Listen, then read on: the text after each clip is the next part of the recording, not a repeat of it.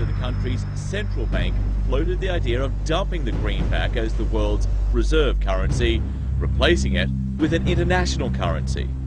Thousands of people gathered to hear Barack Obama deliver key foreign policy speech on his current European tour.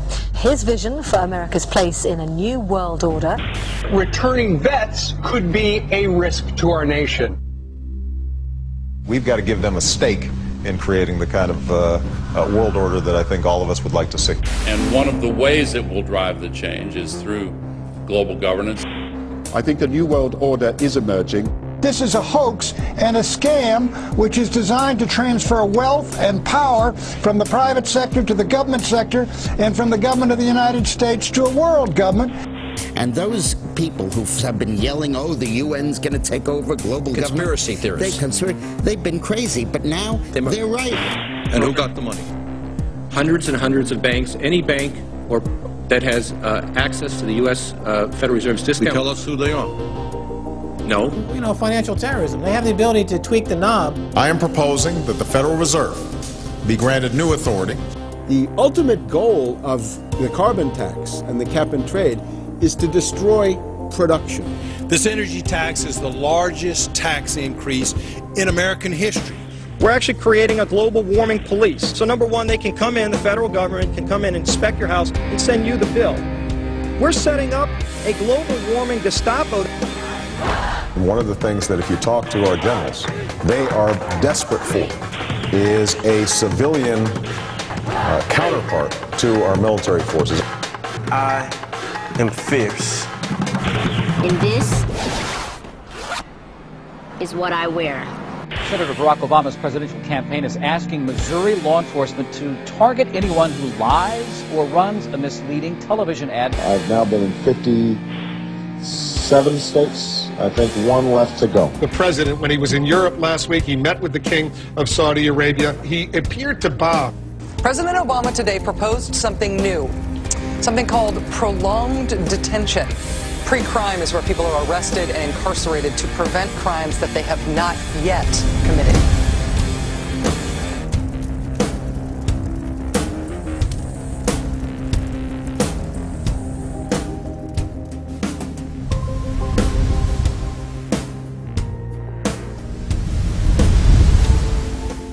It's the World Wrestling Federation. It's the Washington Wrestling Federation. They put on this show that they're bitter rivalries, you know, villains, and they really don't like each other. But behind closed doors, they buddy up for a drink and make deals.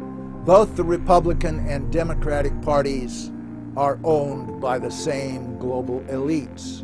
And on issues that matter to those global elites, they act as one. They've wrapped themselves in the American flag, and they've talked about preserving American heritage and principles, and all the while they're working to merge us into a new world order where our sovereignty will be destroyed. We'll lose all connection with our American heritage. With Bush, you knew exactly what you were getting. It was there was no iron fist in a velvet glove. It was just the iron fist. Whereas with Obama, you've got the velvet glove and the iron fist. You know, a very sharp guy, very smooth, knows exactly what he's doing. For that reason, far more dangerous than Bush. Well, at the end of last year, I was willing to give Obama the benefit of the doubt. I thought it was premature to write this guy off. But now that he's been in office for a while, it's obvious that he is very tight with the Goldman Sachs and JP Morgan's on Wall Street, and he is extremely compliant and pliant to the wishes of the large banks, going back to what we saw with Robert Rubin under the Clinton administration, changing laws in favor of the banks, and he's not doing anything to stop the banks. He's helping the banks continue to do what they were doing under Bush. So in fact, he's just a continuation of Bush on the subject of markets and finance, which is the most important part of his policy right now. People who voted for Obama wanted real change, and they're getting platitudes, they're getting a lot of nice talk, but nothing in the way of concrete change is taking place. In this town, business as usual. There's one puppet master that controls the left, and there's the same puppet master controls the right. They control the Republican Party, and they control the Democratic Party. This is not a party issue. This is not a left-right issue. The question is, who should government serve? And it should serve the people. In fact, government is just a tool of the dominant minority that uses economics and government law to enforce upon the public various mandates. The right-left paradigm in the U.S. and in U.S. politics is taken directly from the commercial world and the corporate world. In the business world, you have Coke, Pepsi. You have McDonald's, Burger King. You've got AT&T and Verizon. You've got duopolies. And a duopoly gives the illusion of there being some competition and some choice. And it looks a little bit better than a monopoly. So, for example, in Communist Russia, if they had Communist Russia Red and Communist Russia Chartreuse, there would have been the illusion of choice and something akin to democracy in Russia. But they simply said, forget it, we're just going to go with red. In the U.S., they have this left-right paradigm, which, unfortunately, it doesn't take them out of the hard, cold fact that there is no choice. There's no social justice. There's only one choice, which is to supply more rent to the rent seekers who have now taken the whole system hostage. We've seen the limitations on government whittled away. We have seen this erosion to the point where today it seems like nobody does care. And right now in Washington, D.C., we have seen a fall of the republic. If the United States doesn't have its Bill of Rights and Constitution, it doesn't exist anymore. It's just more real estate, more dirt. And that's what these global corporatists want. They want to completely dismantle the Bill of Rights and Constitution, and they're doing that right now. This is the fall of the republic. Our nation is dying. We, the people that live in this fine country, need to stand up, get involved, and take the system back. It's the Bill of Rights and Constitution that we owe allegiance to, not to a political party, and not to politicians that wrap themselves in the red, white, and blue, while at the same time they destroy everything that sacred flag stands for. So in the old days, you used to have this globe that with 180 some odd countries, and a few of those countries had a lot of power, like the Soviet Union, the United Kingdom, and the United States at various times. But today, you might better look at that globe and say that it's surrounded by huge clouds swirling around the planet. They know no national boundaries, they don't follow any specific sets of laws, and these are the big corporations. They basically control politicians around the world because they have all the money, and politicians always need money to get elected or to run their governments if they're not democratically elected politicians. They control the mainstream press, either through outright ownership or advertising budgets. They have massive amounts of lobbyists in Washington that have tremendous influence on our president and Congress. And they really are calling the shots. They form partnerships with the Chinese and the Taiwanese and the Tibetans, or with the Israelis and Arab nations, with Brazilians and Indians, with whatever country and whatever group of people has resources that they covet. And so for the first time in history, we really have this new form of an empire. Barack Obama is a puppet of the New World Order to bring in a World Bank, to destroy the economy of this country, and to bring in global governance.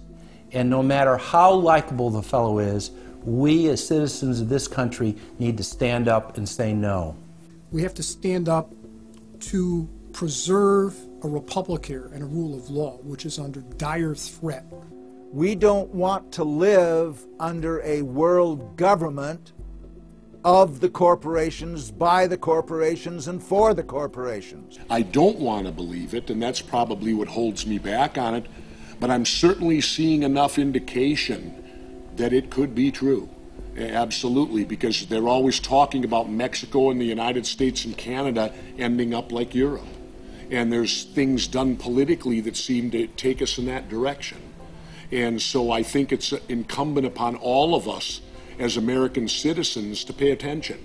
This move to world government is not about roses and happiness and peace and in a better life. It's about enslavement. They said in their own writings, from the earliest times to the present, the world they're bringing in is to be a world where everyone who is born, or would be allowed to be born, would be born to serve the state. That would be their sole function. That's if they had a job for you to fulfill or a need for you.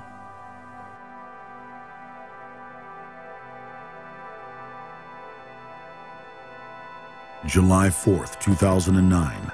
Across the United States, citizens gathered to celebrate the Republic's founding 233 years before. Most people in the crowds were aware that America was going in the wrong direction, that things were changing for the worse. But few could grasp the sheer magnitude of corruption and looting running rampant like a disease through the heart of the nation. The engine of America's greatness is not just its liberties, but the people's willingness to fight to keep them.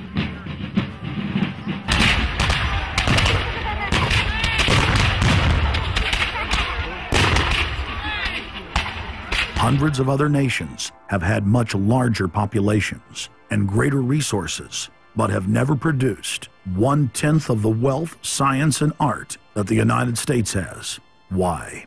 In America, you had an amazing situation because you had the founding fathers who figured out that they could deconstruct the monarchy in such a way and then reproduce it with the three primary branches of government in a way that would create checks and balances and separation of powers. So you could have room, therefore, for individuals to work within the context of a cooperative, which is a democratic system of government, but it would still have enough room for individuals to rise up and become profitable and self-sustaining and rich in the pursuit of happiness without becoming dictatorial.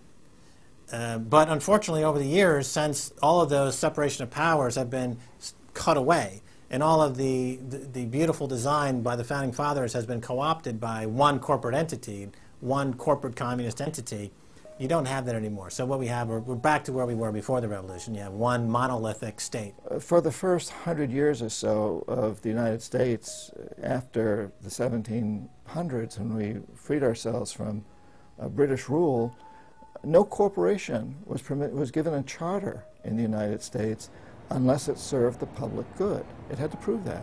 And then its charter only lasted for 10 years, or sometimes as long as the project to build a bridge or a canal or something lasted. But it had to be up for review, and it could only get charters if it was shown that it was serving the public interest.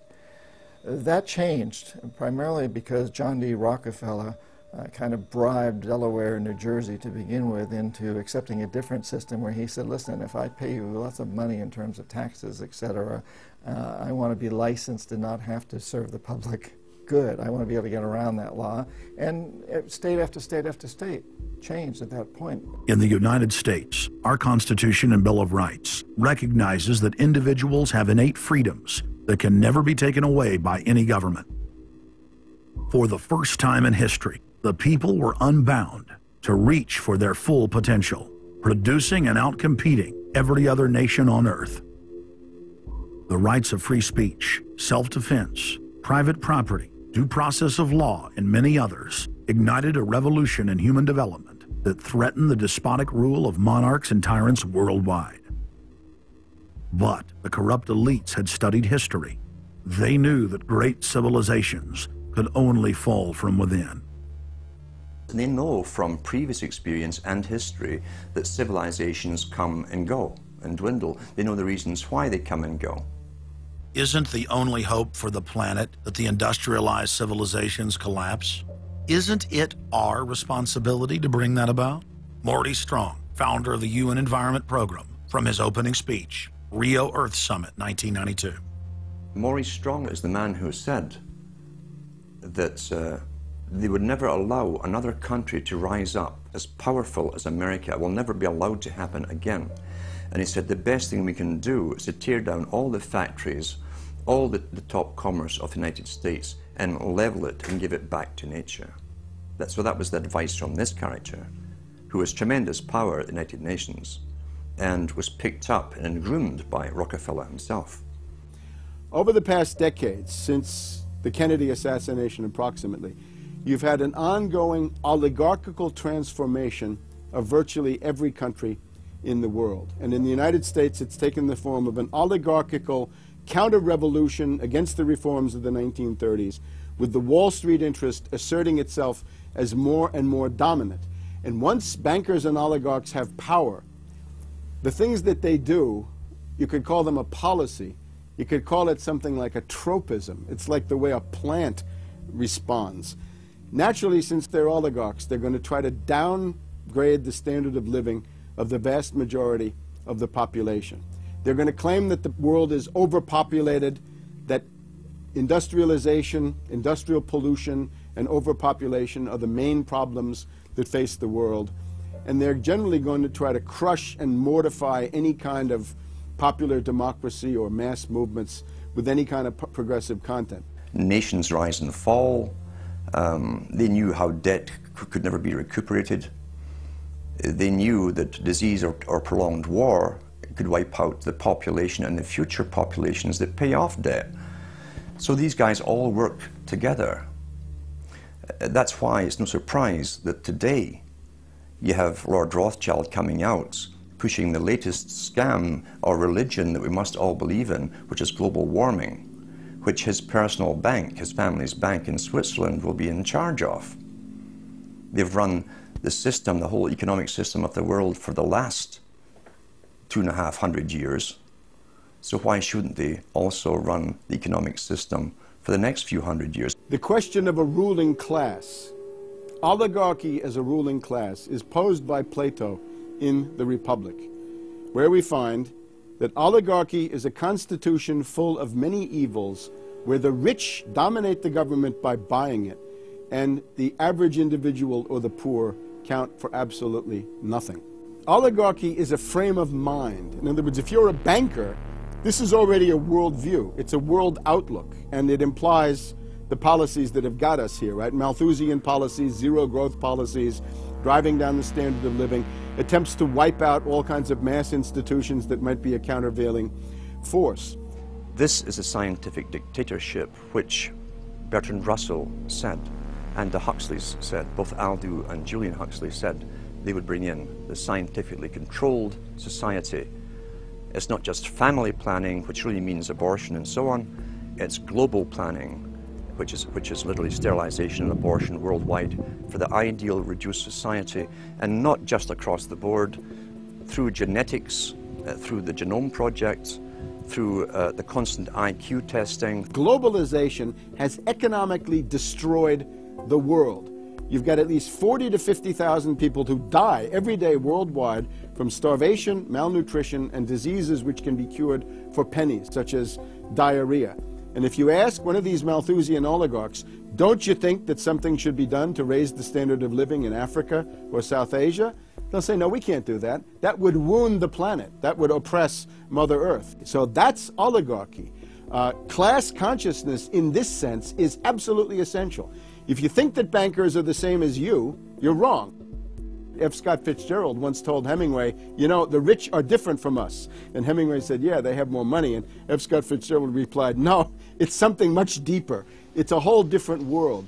To be an oligarch, to be a Rockefeller or something of this sort, means that you're in a completely different world with values which are the reverse of human values. Now, if you allow the oligarchs to continue to dominate, the destruction of world civilization is a matter of a few decades at the very, very most. So, choose.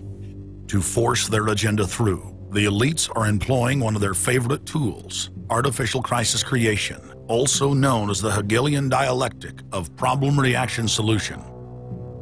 You never want a serious crisis to go to waste. And what I mean by that, it's an opportunity to do things that you think you could not do before. The Earth's ruling elite are first and foremost monopoly men. The founder of the Rockefeller clan summed it up simply when he said, competition is a sin. Rockefeller himself said that competition was a sin. And people quipped at that, thinking it was one of his little jokes. He made many jokes about saving pennies and stuff like this.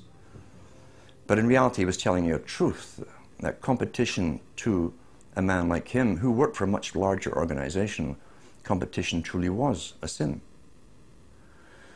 And the cartels have been formed ever since, have become much bigger, more powerful. Cartels which can literally command governments, sometimes to go to war on their behalf, have occurred. The economic crash of 2008 and 2009 was an engineered crisis designed to cripple sovereign nations globally to make way for a world currency and a new Bank of the World. China's holding, what, 1.5 trillion worth. All over the world, they're holding U.S. currencies. They want to get out of them in a way where they're not going to lose on their investments. There's going to be a world currency. There's going to be a new reserve currency. They're going to push it through the IMF. That's going to be the banksters that are going to be in charge of it. It's going to happen, and it's going to happen sooner rather than later. There was also a question to Geithner. Do you think that the U.S. dollar ought to be replaced? And he blew it. He had a moment of candor where he said, yeah, we're considering that. So on that day, the dollar went down 1% within a couple of minutes. Chinese government proposal about a global currency and about the IMF regulations, the new IMF idea about the general agreements to borrow and having a faster ability to disperse to the emerging market. As I understand this proposal, it's a proposal designed to increase the use of the IMF's special drawing rights. And we're actually quite open to that suggestion. Timothy Geithner's comment about global currency is not off the table because it's not off the table and it's going to come. The whole world is ready to bail out of bucks. They just want to do it in a way where they're not going to lose on their investments. That's all that's going on. All the people around the world, the Japanese who have $1 trillion, the Chinese who have $1 trillion, the Saudis have $1 trillion, the Europeans something similar, they're all going to dump it at the same time. The rush for the exits. And that will then create hyperinflation. When America finishes supplying the manpower and the military for standardization of the world into the one system, and they want a secular world society with a hint of greening and Gia worship for sustainability reasons. America, as they're finishing off this agenda, they'll be pulling the rug from underneath Americans at home at the same time towards the latter stages. When the dollar starts to slide, and this was always the nightmare of Paul Adolph Volcker, who is now sitting in the Obama White House, once the dollar starts to go, there's nothing to stop it. There's no useful way that you can stop it once it begins to gather momentum. So I think we're facing the probability of some form of dollar panic combined with hyperinflation sometime during the Obama presidency. They're now pulling the rug away from under the feet of the people. They're becoming rapidly a non-manufacturing country. Any country that can't manufacture its own goods, even for self-defense, therefore is no longer sovereign, independent, and able to sustain itself, which tells you that this is all part of the plan. It started with the very beginning when you established that there was a Federal Reserve System given the power of the state to create money out of nothing and to do so without any regard to the will of the people, without any regard to what's behind the money system. In other words, strictly political and economic motives for the bankers and the politicians. Once you granted that power to a group, the Federal Reserve System, the economic crisis was inevitable. This has happened before. Every time in history when the government was given the power, or a group of banks in conjunction with the government was given the power to expand the money supply at will, those economic systems always wound up in crisis and always collapsed. So there's no reason to believe that the United States was given some kind of a get-out-of-jail-free card, an exemption from the processes of history. So the economic crisis began at the very beginning, and as a matter of fact, when the founders of the Federal Reserve System met on Jekyll Island back in 1910 and were drafting the Federal Reserve Act, one of the things they discussed was how to pass on the inevitable losses to the taxpayers. They knew that inevitably something like this would happen, and they knew that there had to be some way to get out of it without destroying the banks, of course, because they were the banks. And they said, aha, we'll go into partnership with the government, we'll take our cartel agreement and pass it into law, call it the Federal Reserve Act, and we'll make the taxpayer come online and be responsible to bail us out if and when the failure finally comes. Who's going to soak up the derivatives? Who's going to soak up the debt? Who's going to be penalized? And right now, it looks like Wall Street's getting bailed out, and the little guy in the middle of Main Street America are all going to pay the penalty. Can the economy be turning around here? Are happy days here again? And can we actually have growth without jobs? Is this an oxymoron, jobless recovery? We're going into the greatest depression. There will be no job growth. Unemployment will continue to escalate. Along with it, so too will crime, poverty, kidnappings, boss snappings. And the more things spin out of control, the harder the hammer is going to come down by the federal government to keep everyone in control. Power is much, much more important to them than money is. Money is only a ways to the means. Power is the end result. The elite's main goal is to destroy national sovereignty and individual independence. To consolidate their grip on power, the banksters create artificial debt bubbles that are mathematically impossible to pay back. These are those sinister, toxic assets, the complex financial instruments that they talk about but never really name. They're paper based on paper. They're credit default swaps, collateralized debt obligations, mortgage-backed securities, asset-backed securities, structured investment vehicles, auction rate securities, and so on down the line. It's an immense mass of cancerous, fictitious, speculative paper, bloated in value, impossible to bail out. Triage the derivatives on their books. There's no way to bail out a $1.5 quadrillion black hole of derivatives, but nevertheless they tried. The Wall Street cronies are crooks. If you leave the vault to the bank open, these people are going to help themselves. The job of the government is to make sure there's somebody there to make sure the vault is closed, and very few people have the combination.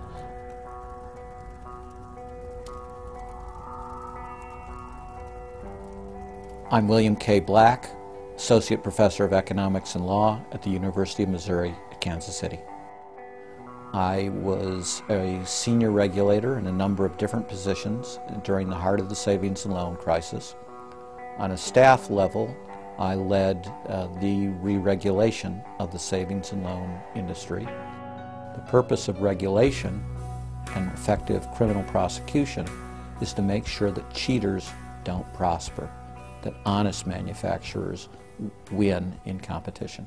The primary driver of the current crisis is accounting control fraud. These are frauds led by the CEOs of the major lending institutions and major banks and institutional buyers of toxic waste product. How did it start? It started with mortgages, particularly non-prime mortgages. In September of 2004, the FBI warned that there was an epidemic of mortgage fraud, their words, and that this epidemic of mortgage fraud would cause an economic crisis at least as large as the savings and loan debacle if it wasn't stopped. The FBI found that 80% of the mortgage fraud was being induced by the lenders, not by the borrowers. You know, much of the rage has been against the borrowers, but if you want rage, it should be at the CEOs who became fabulously wealthy by following a strategy based on fraud. The Wall Street people and their friends here at the Federal Reserve and at the U.S. Treasury and down the Washington Mall here at the U.S. Capitol. That's where the damage was done, and if people want to vent their anger, they need to vent it against these people. Between the Bush-Paulson administration and the Obama, Summers, Geithner, Volcker administration, there's really a total continuity of economic and financial policy. Geithner was on board at the Fed, the New York Fed, dealing with all these institutions. He didn't get it. And then we had this fellow who came up afterwards, Mr. Friedman. He was on the Goldman Sachs board, and he didn't last too long as a Fed chairman. Why? Because he had a conflict of interest. Is it possible that there's so much conflict of interest here that all you folks don't even realize that you're helping people that you're associated with, and you should be recusing yourself for America's ethics? I behaved with the... You don't think you should have recused yourself when you asked Lehman to go in bankruptcy, you didn't put Bear Stearns in bankruptcy, and then you folded Merrill Lynch into... I mean, isn't there some point where you got to say, hey, I got a conflict of interest here? You don't feel any kind of scintilla of ethics on this thing at all? Totally. I operated very consistently within the ethic guidelines I had as Secretary of the Treasury, and when it became clear that we had some very significant issues with Goldman Sachs and with why didn't you recuse yourself with Morgan Stanley, what I did then, it would have been very wrong for me to recuse myself. What I did was I went and got a waiver from the ethics agreement, because when we had concerns... Who is in charge of the ethics agreement? What? Who's in charge of the ethics agreement that you got a waiver? We have a Office of Ethics at Treasury, and we have a White House Ethics Office. So you got it from the legal counsel from the White House? We got it from the Government Ethics Office. So we had Snow, we had Paulson, now we have Geithner. All these people cut from the same bowl of cloth. These are not independent Treasury secretaries. They're part of the problem, not part of any solution. And it would have been nice to see President Obama effect some change in Treasury, but of course, he went and got a Wall Street insider as his Treasury Secretary.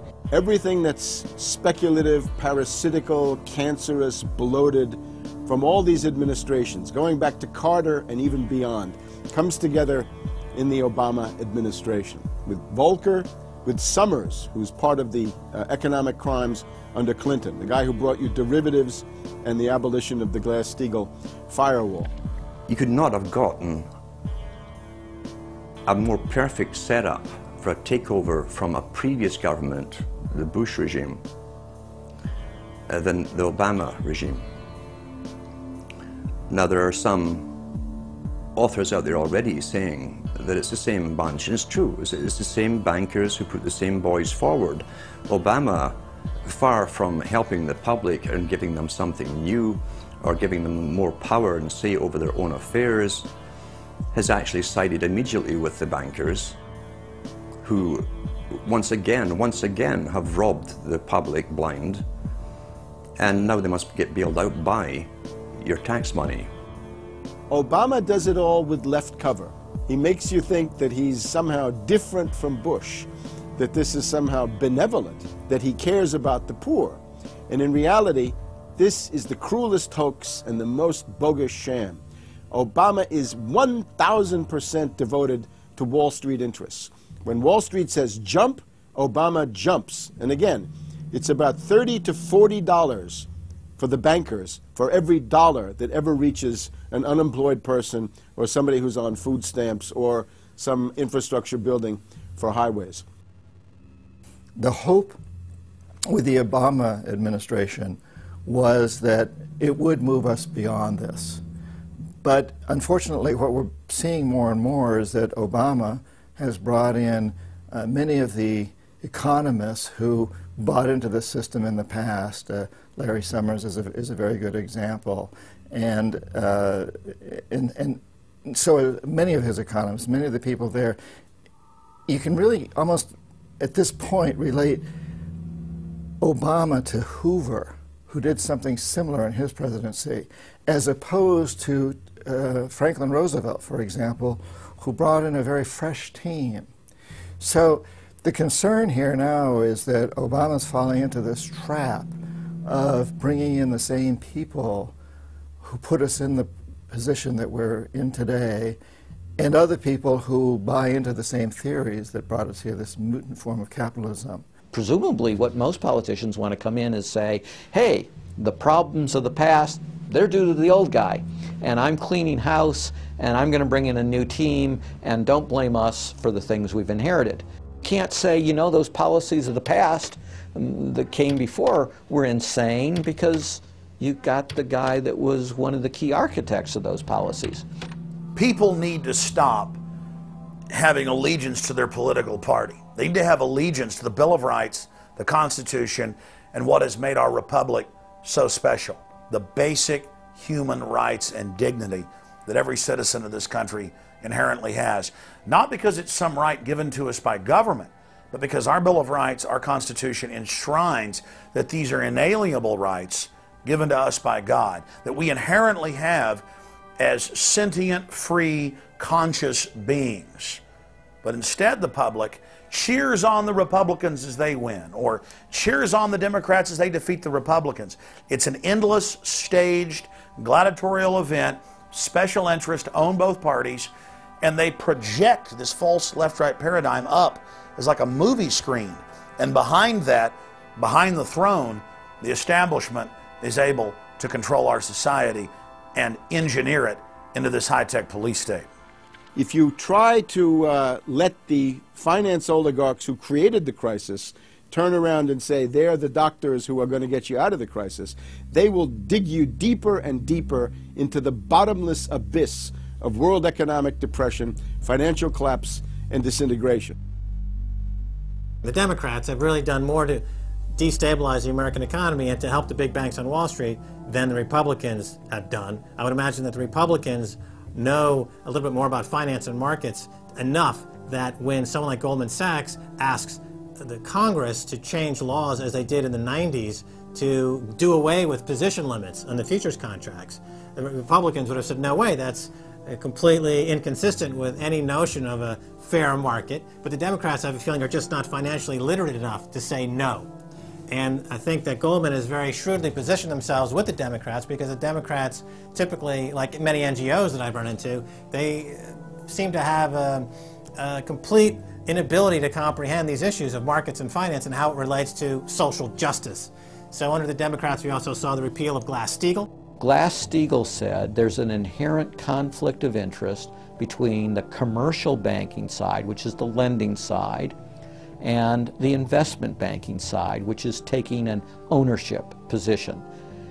And we have to end this conflict of interest by separating these two entities. You can have investment banks and you can have commercial banks, but they have to be separate. Do you think that the repeal of Glass-Steagall was a tragic mistake? No, I don't think so. You could be a commercial bank like Chase Manhattan, or you could be an investment house like J.P. Morgan, or a bank like Bank of America, or an investment house like Merrill Lynch. But you couldn't be both. And as the 90s went on, the screaming hyenas of Wall Street were demanding that this prohibition, this regulation, be abolished. This was an illegal and inappropriate form of casino. The derivatives were being used and they were being unregulated, and people were getting 30 to 1, 40 to 1, 50 to 1, and sometimes 100 to 1 profits on the way up. And remember, derivatives are a zero-sum game. So there's nothing there. It's not like a piece of stock in General Electric or Ford or something like that where there's supposed to be some value. Derivatives have no value. But the very people, Summers and Gettner and all the people at Goldman Sachs and J.P. Morgan who created these things, made not millions or billions, but trillions on the way up. And now that these things are crashing, the very same folks are now put in charge of regulating these things and in charge of the bailout, and they are giving money to the very rascals that created this problem, took the profits. The problem cannot be fixed. And this is on Obama's watch right now. You have so many different schemes and mechanisms at play. It's sort of like after there's a blackout, you know, people in some parts of the country have been known to loot the local stores. You know, they go in, they grab the televisions, and they grab the stereos. And basically that's what the Wall Street gang has done. They've just engaged in this massive looting of money from their own companies and now from the U.S. Treasury.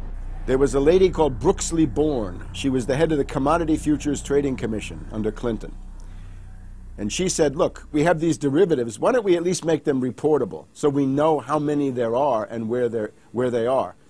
And she writes in a biographical account, she said, I picked up the phone and Larry Summers was screaming at me that I was interfering with the wonderful inventiveness and ingenuity of Wall Street and their ability to come up with new financial products, such as these derivatives.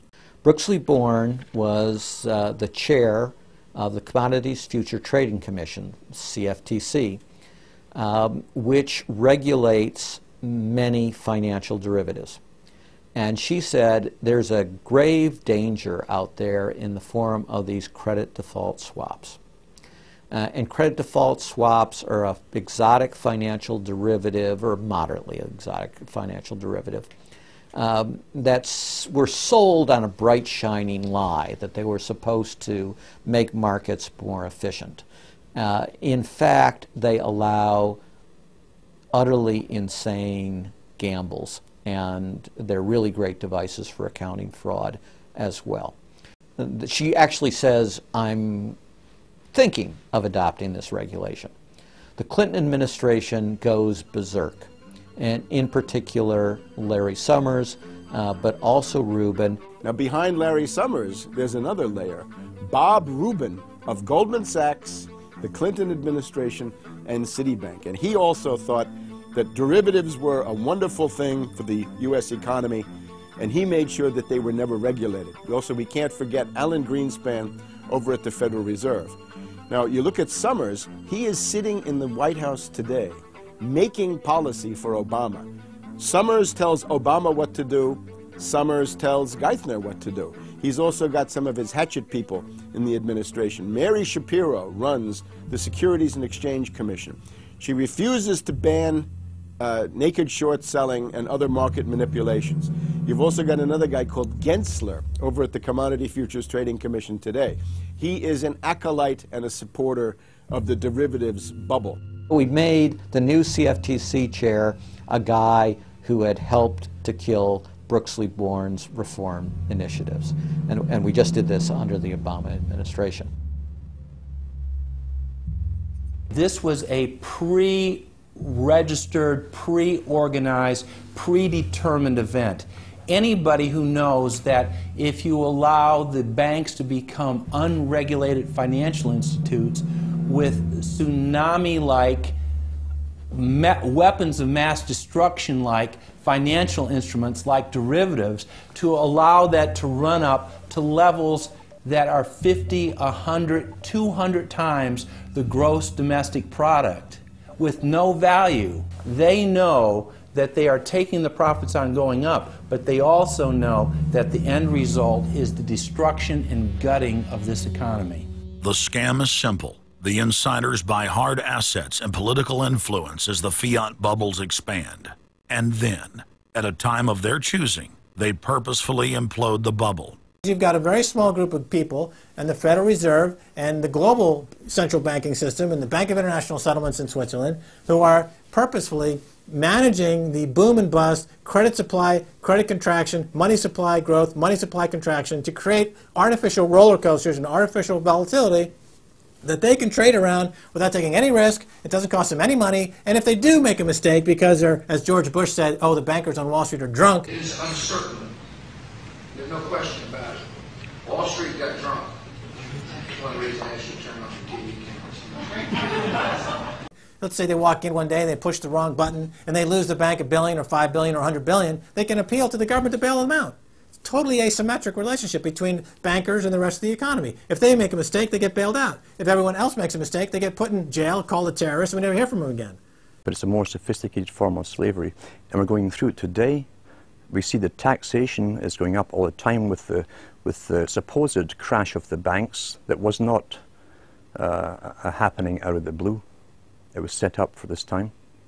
They could have kept it going for another few years if it suited them, and then crashed all the bubbles. But now is the time. As they say in their own writings, now is the time. One of the great benefits of an economic model from an economist standpoint is you can basically get whatever results you want. You can manipulate the inputs to make that happen. And that makes it a very easy tool to use to hoodwink other people.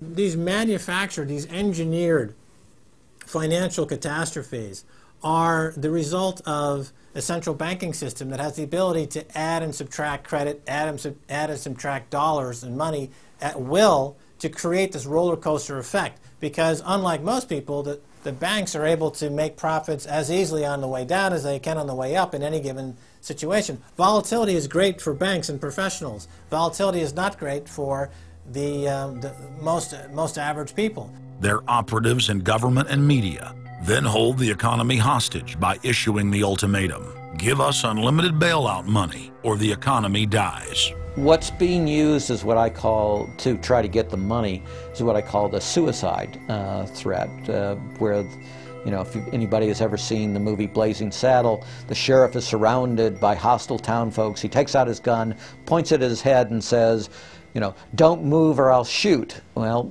that's what the big banks are saying. You know, give us unlimited cash or we'll die. And if we die, you'll die because we're too big to fail. It is a false flag attack because Hank Paulson will get up in front of Congress and say, we need $700 billion because that thing, that existential threat, the market is attacking us and we need this handout to fight Mr. Market. Mr. Market is out there. We need to fight Mr. Market. It's an existential threat. Meanwhile, he is Mr. Market.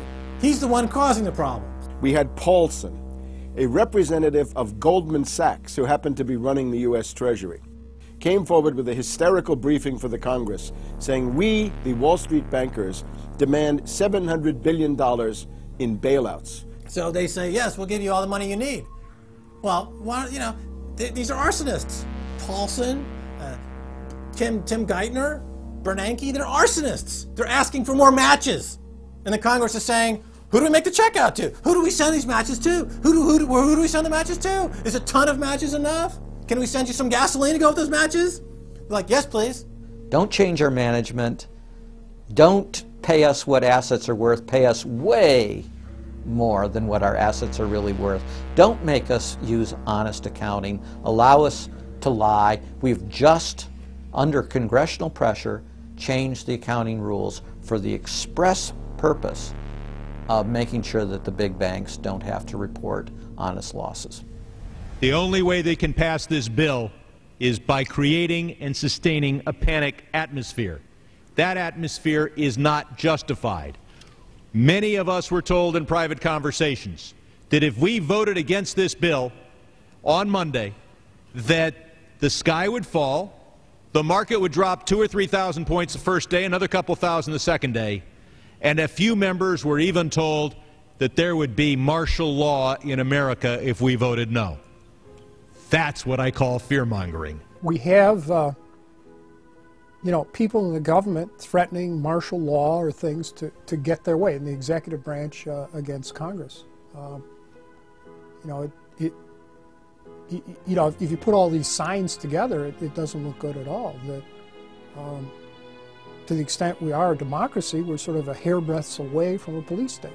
Congress aided the bankers in carrying out the biggest heist in history with the so-called banker bailout of 2008.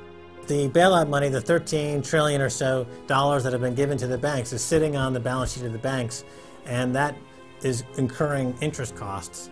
And that's going to precipitate the need to flush the system with more cash. And at some point, the dam will break, and you're going to have very high inflation. Some predict hyperinflation. You cannot print phantom money out of thin air, backed by nothing, and producing practically nothing without destroying the world economy. So unless we cut out the toxic funds, the toxic elements of this economy, every time we put in money on this bailout, it's just feeding the fire. It's not making things better. What should have happened is that those banks and investment banks should have been seized. They should have been seized by the Federal Deposit Insurance Corporation. Those are zombie banks. The Chase Manhattan, J.P. Morgan Chase, Bank of America, Citibank, Wells Fargo, Wachovia, so on down the line, to AIG in the insurance realm.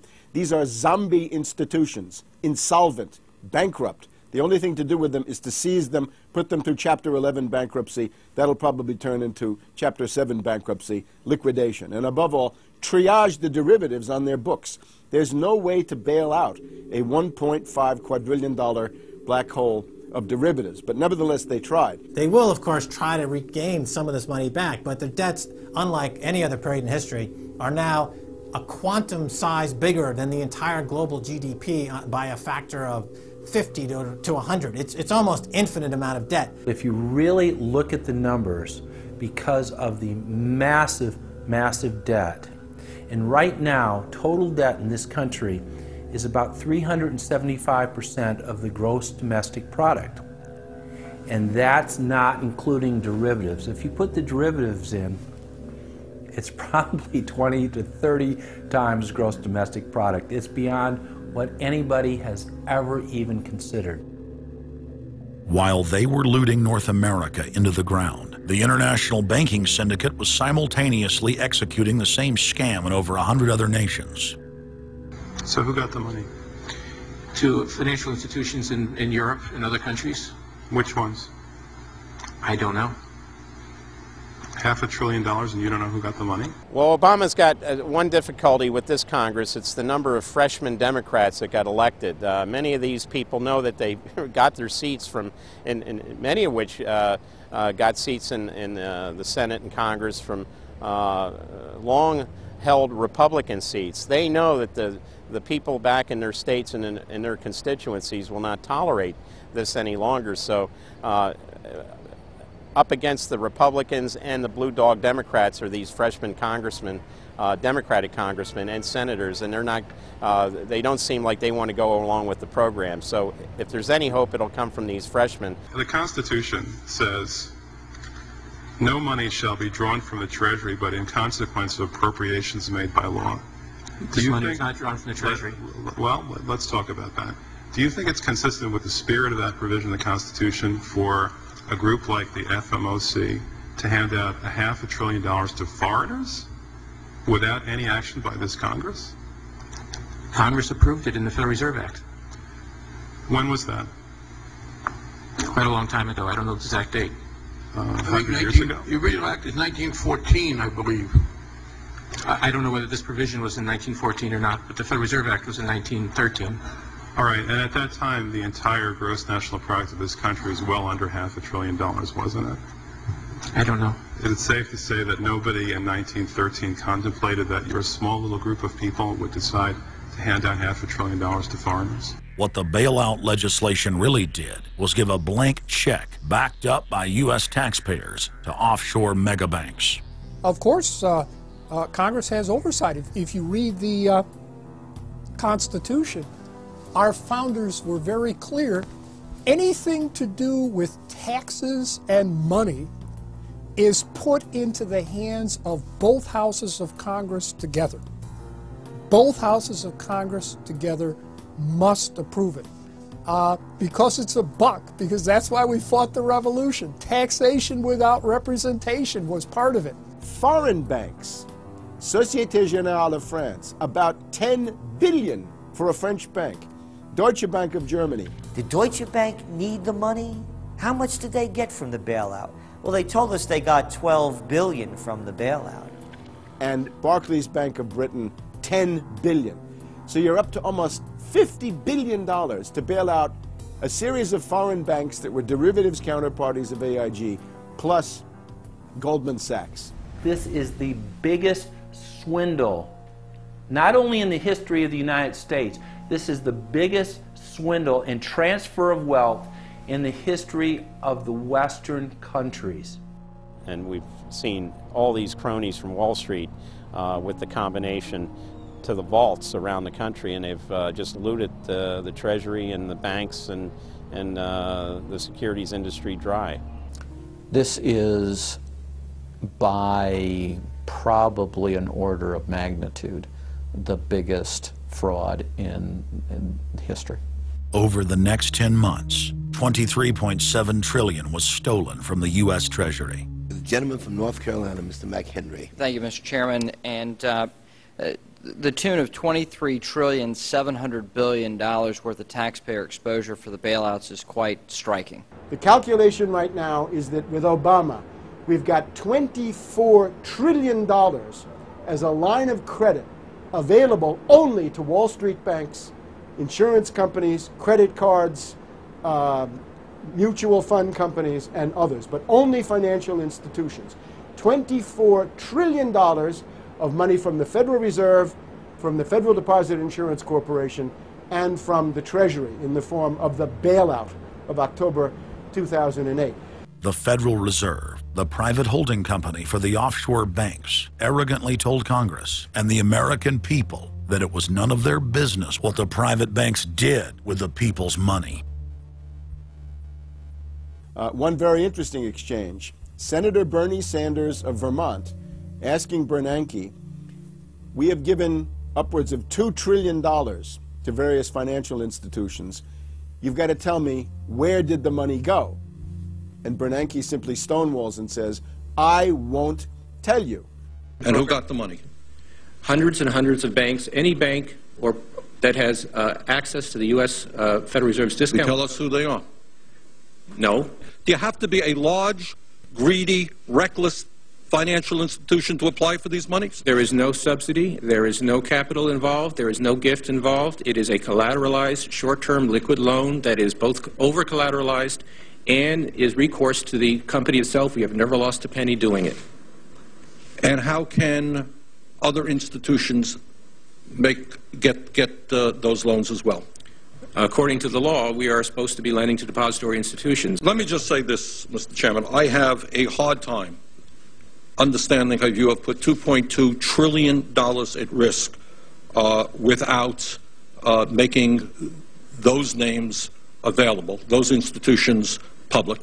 And we're going to introduce legislation today, by the way, to demand that you do that. It is unacceptable to me that that goes on.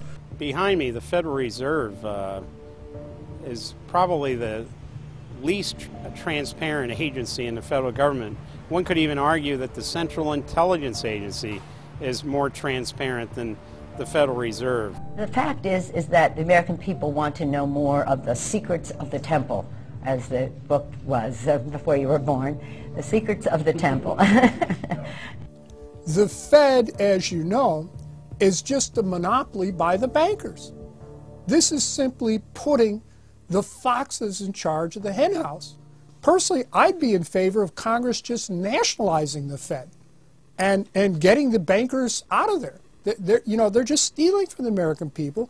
Put it directly in the hands of Congress and let Congress decide, rather than this cabal of bankers deciding their own rates of profit at the expense of the American people. Since the Federal Reserve's creation in 1913, patriots have labored tirelessly to alert the American people to the true nature of the Federal Reserve.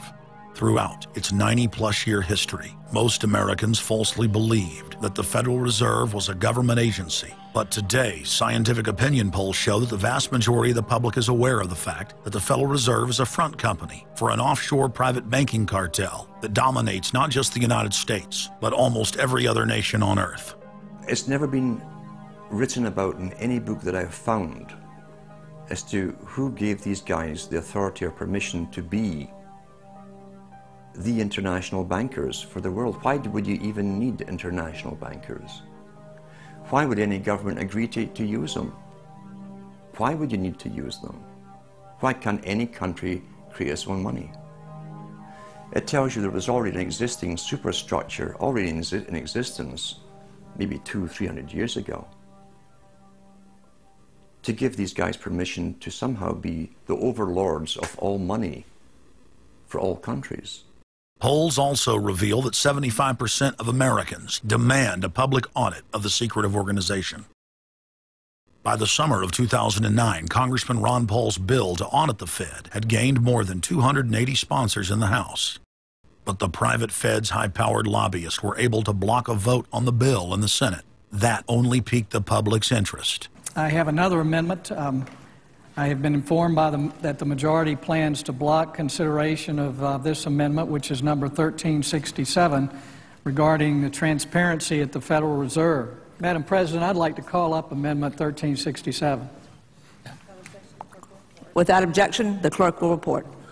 The Senator from South Carolina, Mr. DeMint, proposes amendment number 1367.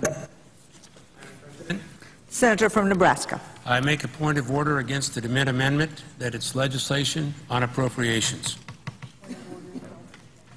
Madam President? The point of order is well taken. The amendment. I regret the objection. The amendment falls.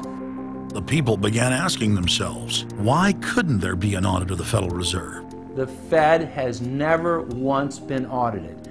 In the whole period of time, in the almost 90 some odd years that the Fed has been around, the most powerful agency and independent agency, it has never once been audited. This is an absolute crime against the freedoms of this country. Do you think it would cause problems for the Fed or for the economy if that legislation was to pass? My concern about the legislation is that if the GAO is auditing not only the operational aspects of our programs and the details of the programs, but is making judgments about our policy decisions, that would effectively be a takeover of monetary policy by the Congress. Is that your position, that this bill, if it were to be passed, would interfere directly with interest rates, setting interest rates? If we were to raise interest rates at a meeting and someone in the Congress didn't like that and said, I want the GAO to audit that decision, wouldn't that be viewed as an interference? I wouldn't think so. This is just reviewing it, and you can do what you want. The Federal Reserve has never been subjected to an outside audit. And if you audit them, it's very likely that Greenspan, Bernanke, and Volcker might all go to jail. It was announced earlier today, that there will be a hearing on H.R. 1207, the bill to audit the Federal Reserve Bank.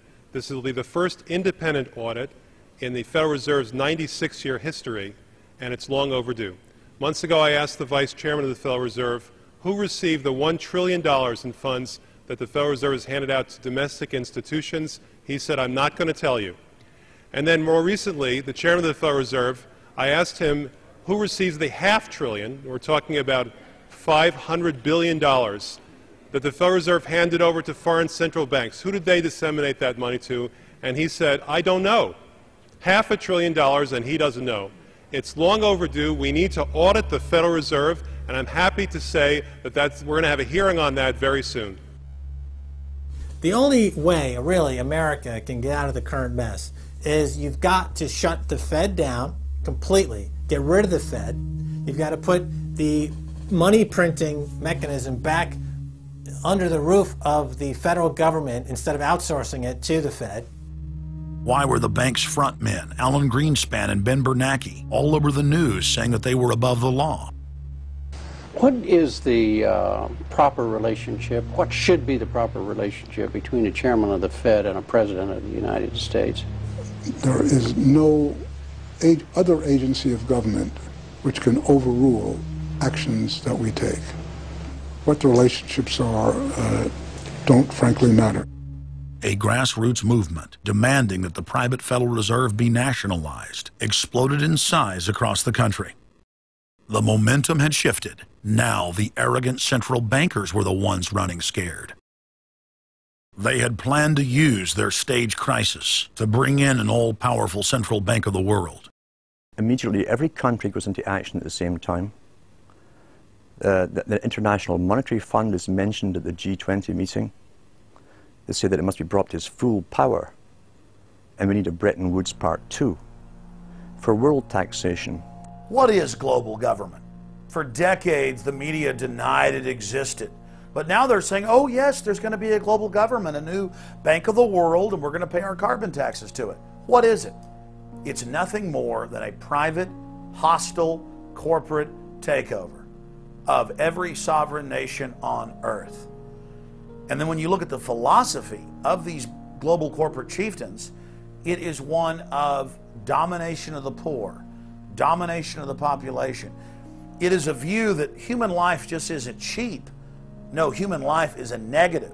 And so no matter what they do, they have the rationale that it's in the greater interest to get rid of more human lives. They are so arrogant and they're so sure of themselves, they're saying, yes, we created the European Union, we created the Euro, and these are from the people of the Bilderberg. We are going to create a World Bank. We're going to create a world government. They're saying it out loud and clearly. Suddenly, across the planet, their regional front banks had been identified by sovereign populations as the illegitimate shadow governments that they are. The controllers had moved too quickly and revealed their hand. Populations around the globe were seeing through the establishment's facade, past the puppet governments, and to the global architects that were pulling their strings. Where are the American people? Why have they lost their dignity? What is stopping them from speaking out? Why have they become little mice that follow Pied Pipers? How can they look up to these pathetic politicians? Go sit down. I have a question for this young man. He has the right to be represented. I'm his father, and I want to talk to you face to face. Crooked door. Why not a lobbyist with all kind of money to stuff in your pocket so that you can cheat the citizens of this country? So I'll leave, and you can do whatever the hell you please to do. One day God's gonna stand before you, and he's gonna judge you and the rest of your damn cronies up on the hill. And then you will get your just desserts. As the public begins to awaken to the fact that Barack Obama has cold-bloodedly betrayed the pledges he made to the American people, the establishment media and Democratic leaders have invoked the tactic of divide and conquer. I think they're astroturf. You be the judge of carrying swastikas and symbols like that to a town meeting on health care. An overwhelming portion of the intensely demonstrated animosity toward President Barack Obama is based on the fact that he is a black man.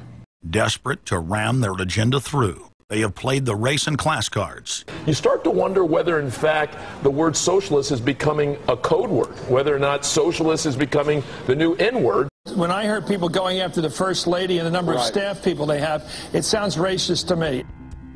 It is essential that the establishment play the population off against each other, along the lines of Republican, Democrat, liberal, conservative, black and white. As long as the people are fighting with each other, they can never get together and remove the corporate dictatorship that has criminally seized power through the national security state. Just as George W. Bush betrayed his foolish followers, so must Obama, because his only allegiance is to his offshore masters. President Obama today nominated Ben Bernanke for a second four-year term as Federal Reserve Chairman. The president called his actions on the global financial crisis bold and out of the box. As an expert on the causes of the Great Depression, I'm sure Ben never imagined that he would be part of a team responsible for preventing another.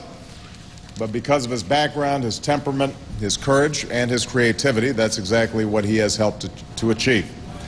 And that is why I am reappointing him to another term as Chairman of the Federal Reserve. So Obama has made it quite clear by his actions, never mind his words, his actions, as to who owns him, who he works for, and who he serves, and it's not the American people. It is so obvious to anyone paying attention that the President of the United States is not the real person in control. Whether it is Gerald Ford or Jimmy Carter or Ronald Reagan or Clinton or Bush, Obama is no different, and to think that he is an independent figure is just crazy. And as Franklin Delano Roosevelt said, presidents are selected, they are not elected. Obama pledged that he would end NAFTA and GATT, and has since fought to expand both of them. Obama promised that he would have the most transparent administration ever, and he is already more secretive than Bush and Cheney ever were, even making it a secret who visits the White House. I can make a firm pledge. If your family earns less than $250,000 a year, if you make less than $250,000 a year, if you are a family making less than $250,000 a year, you will not see your taxes increased a single dime. You will not see your taxes go up. You will not see your taxes increase one single dime. Not your capital gains tax, not your payroll tax, not your income tax, no taxes.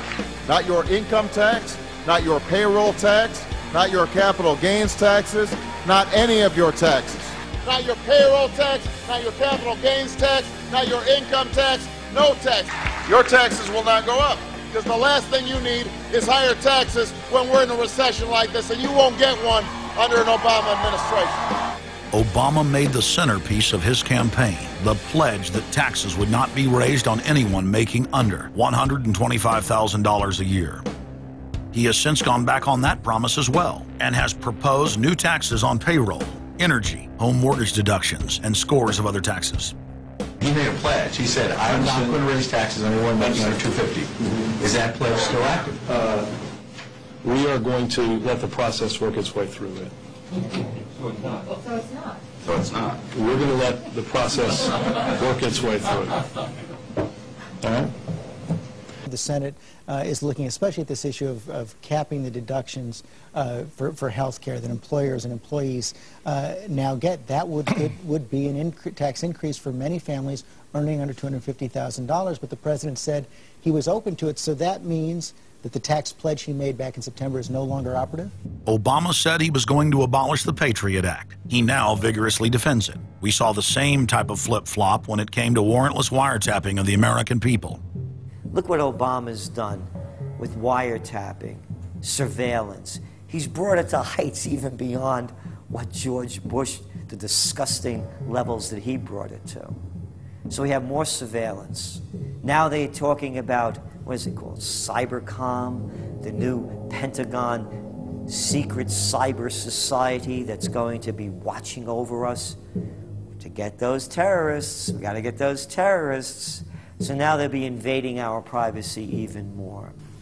So, I mean, it really almost makes you ask the question, would it have been better if we never invented the internet and had to use paper and pencil or whatever? Now Obama is setting up the Cybersecurity Command, which the government admits completely ends the Fourth Amendment and allows President Obama to shut off the internet in the United States whenever he wishes. Indeed, in today's world, acts of terror could come not only from a few extremists in suicide vests, but from a few keystrokes on the computer, a weapon of mass disruption. As part of the new single national security staff announced this week, I'm creating a new office here at the White House that will be led by the cybersecurity coordinator. This new control grid is administered by the Pentagon. They just want to keep tabs on us. So we're turning into a surveillance, wiretapped government state. The government is taking more and more control over our lives.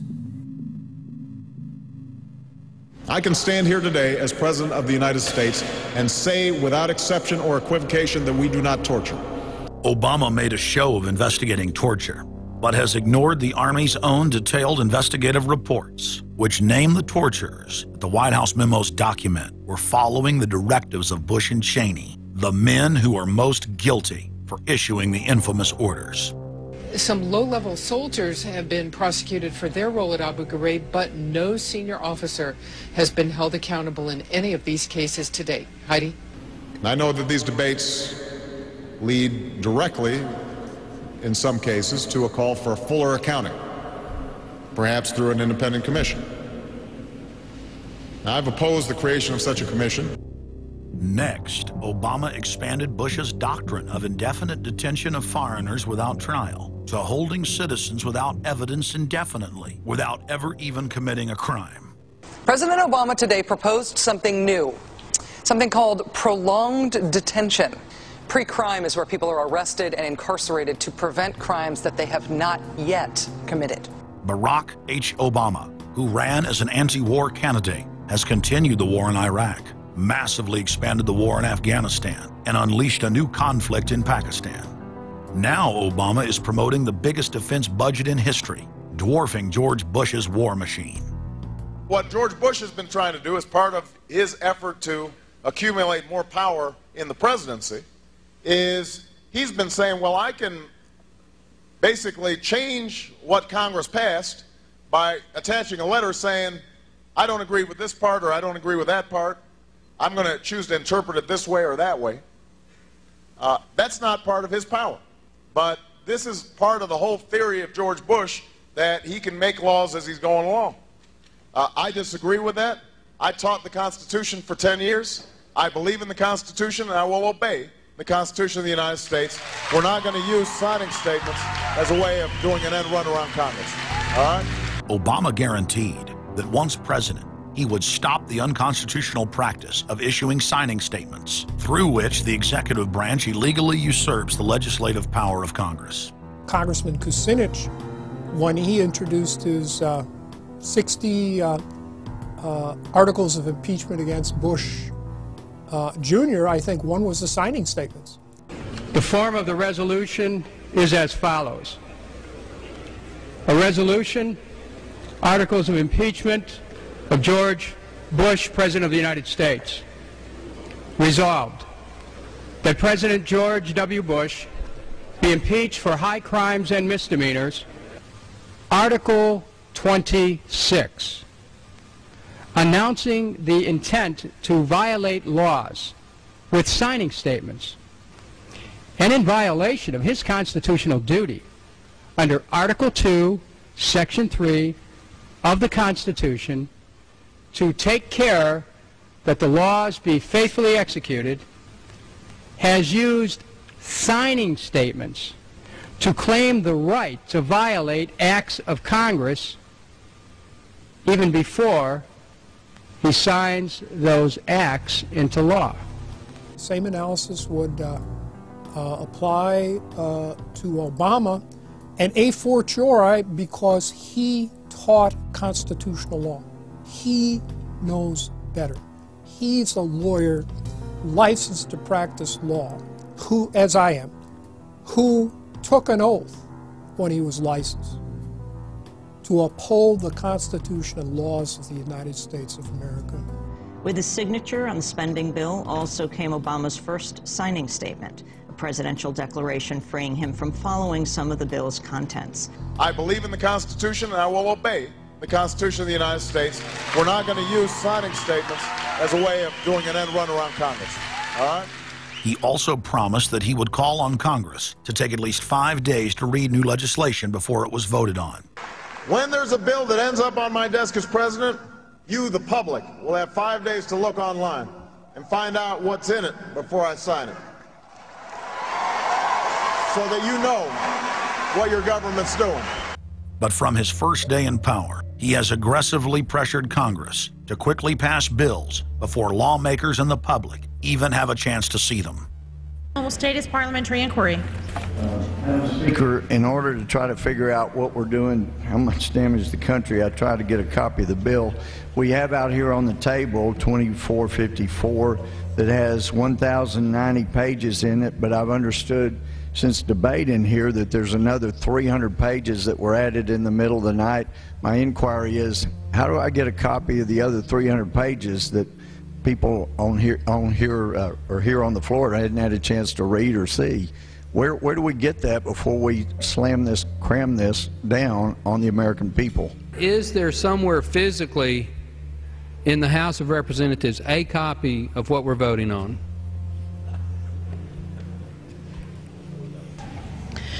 The gentleman has not stated a parliamentary inquiry that the chair can answer. Mr. Speaker, I have to say that I am outraged. Here we are getting ready to vote on a piece of legislation, and we haven't even seen 300 pieces of this legislation. No one can even find the bill or even knows where it's at. Obama swore that he would never put lobbyists or donors in his administration. Treasury Secretary Timothy Geithner appointed Mark Patterson, and this is a former top lobbyist for Goldman Sachs, as his chief of staff. And then last week there was a lot of buzz over William Lynn. He was appointed to the #2 position at the Defense Department. William Lynn, also a former top lobbyist for Raytheon, which is one of the 5 largest defense contractors.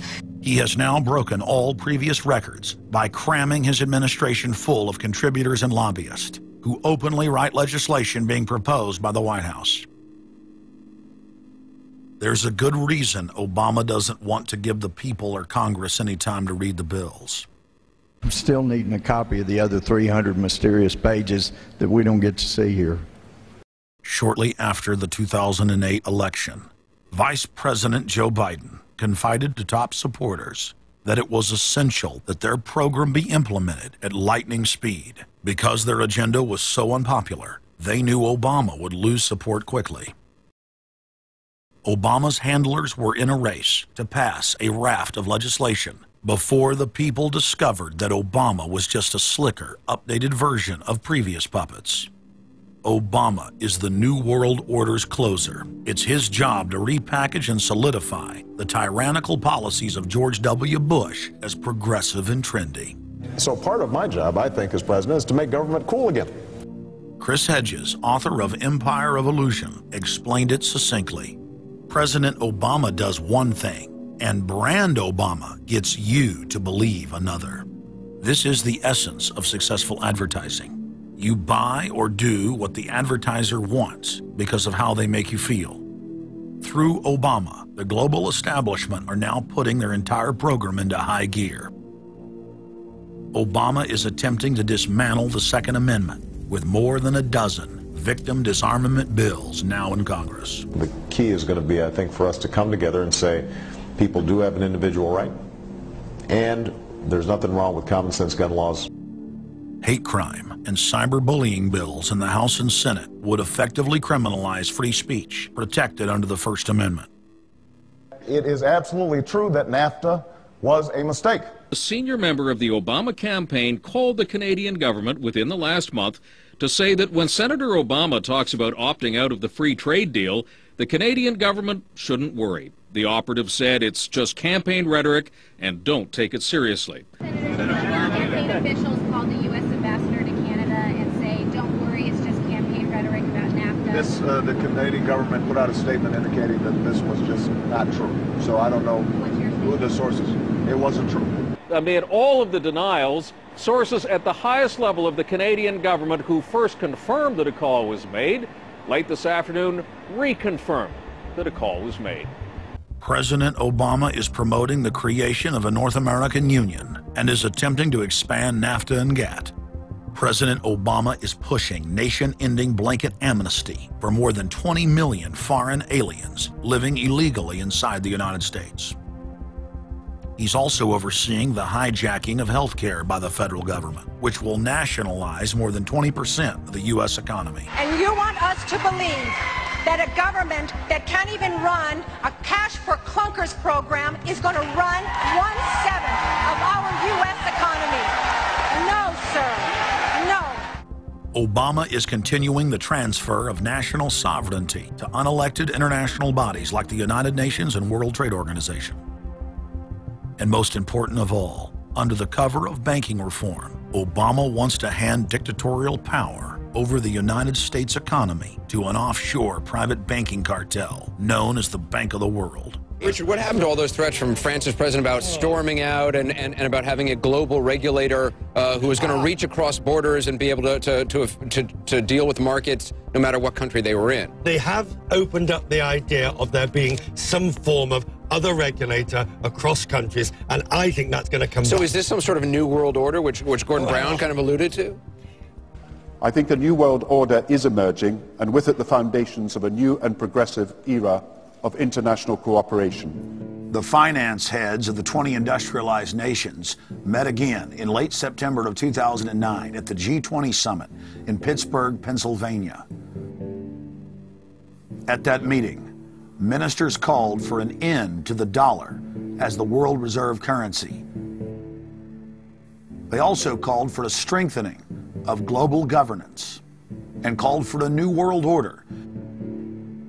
While the bankers were busy carving up the world at the G20 summit, Barack Obama was in New York City at the United Nations because he's got a new job to chair the United Nations Security Council, the most powerful position in the world government body. President Obama does what no other U.S. president ever has. As President Obama presided over the UN's most powerful body, that would be the Security Council. 6,191st meeting of the Security Council. For a couple of hours, you could say Mr. Obama was president of the world.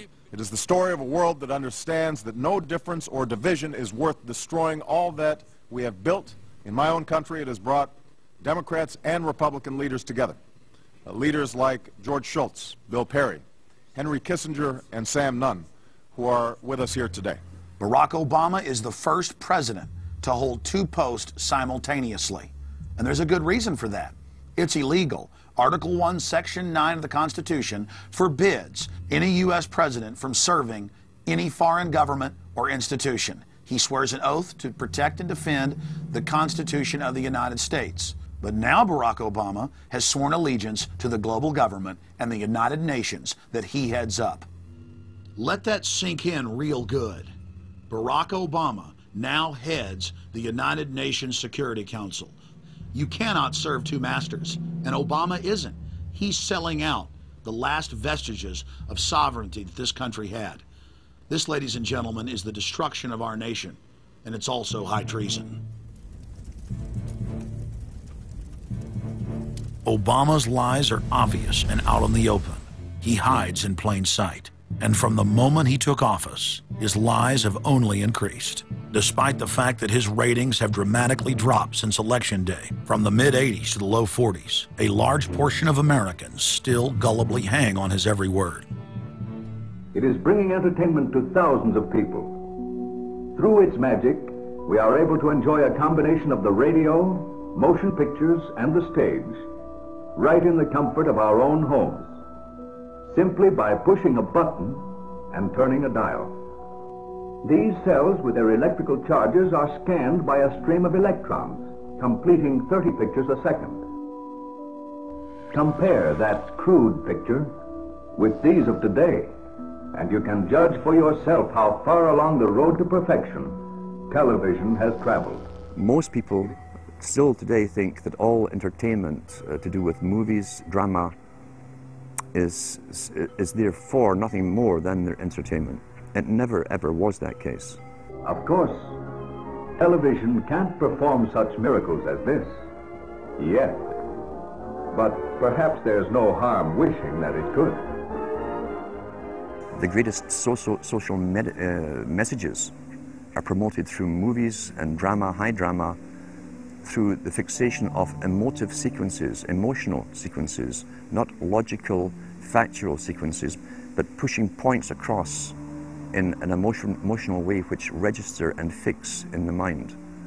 So emotional content is very, very important, rather than going through an actual discussion or an argument using logic and facts. There's no debate. And when you're being downloaded through fiction, your guard is down, the censor part of your brain is not in action.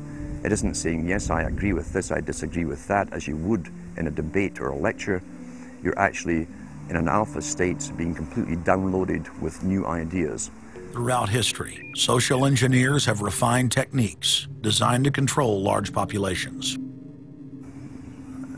About 100 years ago, this big organization with many branches, they wanted to rule the world basically using Britain as a nucleus of a system, an embryo, which also was going to be joined with the US under the Anglo-American establishment, wrote about the kind of culture and the changes of culture over a 100-year period that they would actually design, implement, and bring in.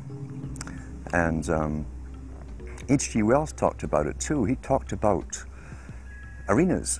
He says arenas could be put up across the world for sports, for instance. Now at that time, sports was something that children, school children were into. Adults became adults and got onto adult things. So it was unimaginable at the time that people could actually believe that There was even a need for adult sports and entertainment, never mind having arenas built across the world. But he said we can do this, and foist basically a sports culture for the males. Using a tribal system, we're all tribal to an extent. That's why we even bother to vote for a tribal leader. This is well understood. That's why we're supplied with these leaders. And because the average man was to become more disengaged from his own destiny as the expert class arose, it was decided that the males would get their outlet, basically,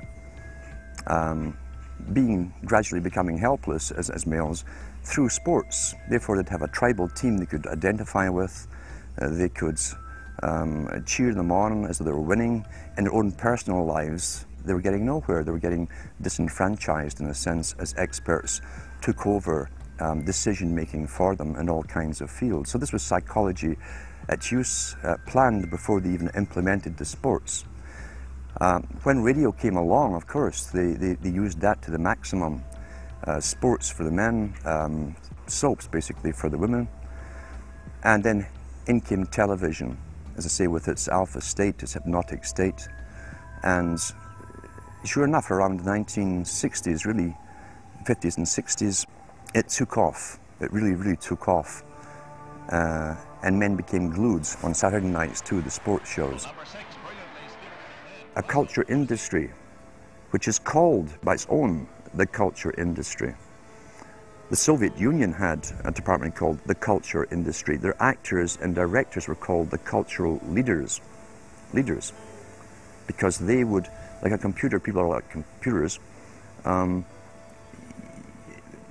you have to do is keep giving them new updates every so often, and you can change an entire country or a nation or a block of nations who are all getting the same upgrades at the same time along certain paths. Today we call it political correctness. Most people want to belong to their peer group. They want to be the same as everyone else when it comes to opinions. In fact, they judge their own personal sanity by bouncing ideas off their neighbors and friends who will answer back and agree on these same topics in kind. It doesn't matter if the topics or what you're given are facts or utter nonsense, as long as everyone agrees at the same time. You'll say, well, I'm sane, and your friends will all agree because they've had the same information given to them. But they've been programmed, and I'm sad because I know that it's hard for people like that to take an interest, a serious interest in world affairs, to take a serious interest in what their elected officials are doing. And they're not going to be really inclined to study or discover the deception that's being used against them. And so I'm sad because I see all of that in a flash in my mind as being an indication of how easy it is for the masses to be manipulated. The scientific dictatorship understands what makes human beings tick. They understand our psychology. They've studied it, and they're using it against us. But the minute the public awakens to the fact that there is an agenda to manipulate them, and the second the public realizes that they are being conditioned and controlled, the establishment begins to lose that edge they've got over people.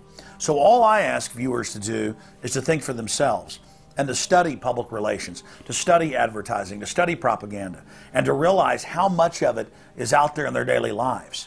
And then make the decision for yourself. I just want people to think on their own and to not have their decisions and their thoughts and their ideas pre-packaged and basically downloaded into them. If it's on TV and a famous face says something, then it must be true. He doesn't have to show you facts or anything else. You've been brought up with these faces. That's why they keep these guys on television into their 70s and 80s. You've grown up with this father figure who's on television every night at 6 o'clock. In your house, in your room, staring right at you, and he's a father figure. Would he tell you a lie? So you naturally never suspect him. And this same man will lead you through new topics. He'll introduce experts on the topics. They'll have a little summary at the end of every talk, and you are now left with the conclusion that's presented to you. You don't arrive at it, it's given to you, and it's good enough for you. When I was growing up, people were talking on their front porches, neighbors were playing baseball, there were nightly barbecues. You don't see that anymore. We've lost our communities. You drive through neighborhoods, you see the blue glow of television sets. We're losing our humanity. So if you want to rebel against the globalists, the social engineers, start by turning the TV off a few hours a day and actually getting to know your neighbors. Getting outside that comfort zone, expanding your horizons. By coming together as communities, by getting to know our neighbors, we defeat the social engineers. We're programmed today perfectly, just like machines.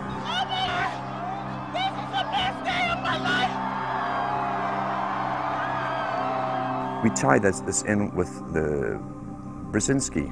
Brzezinski said in 2 Ages, now this guy was way up with the NSA. He's a master geopolitician. He admits he works in 20, 50-year periods to do with geopolitics in other countries. But he said himself, the public will shortly be unable to think or reason for themselves.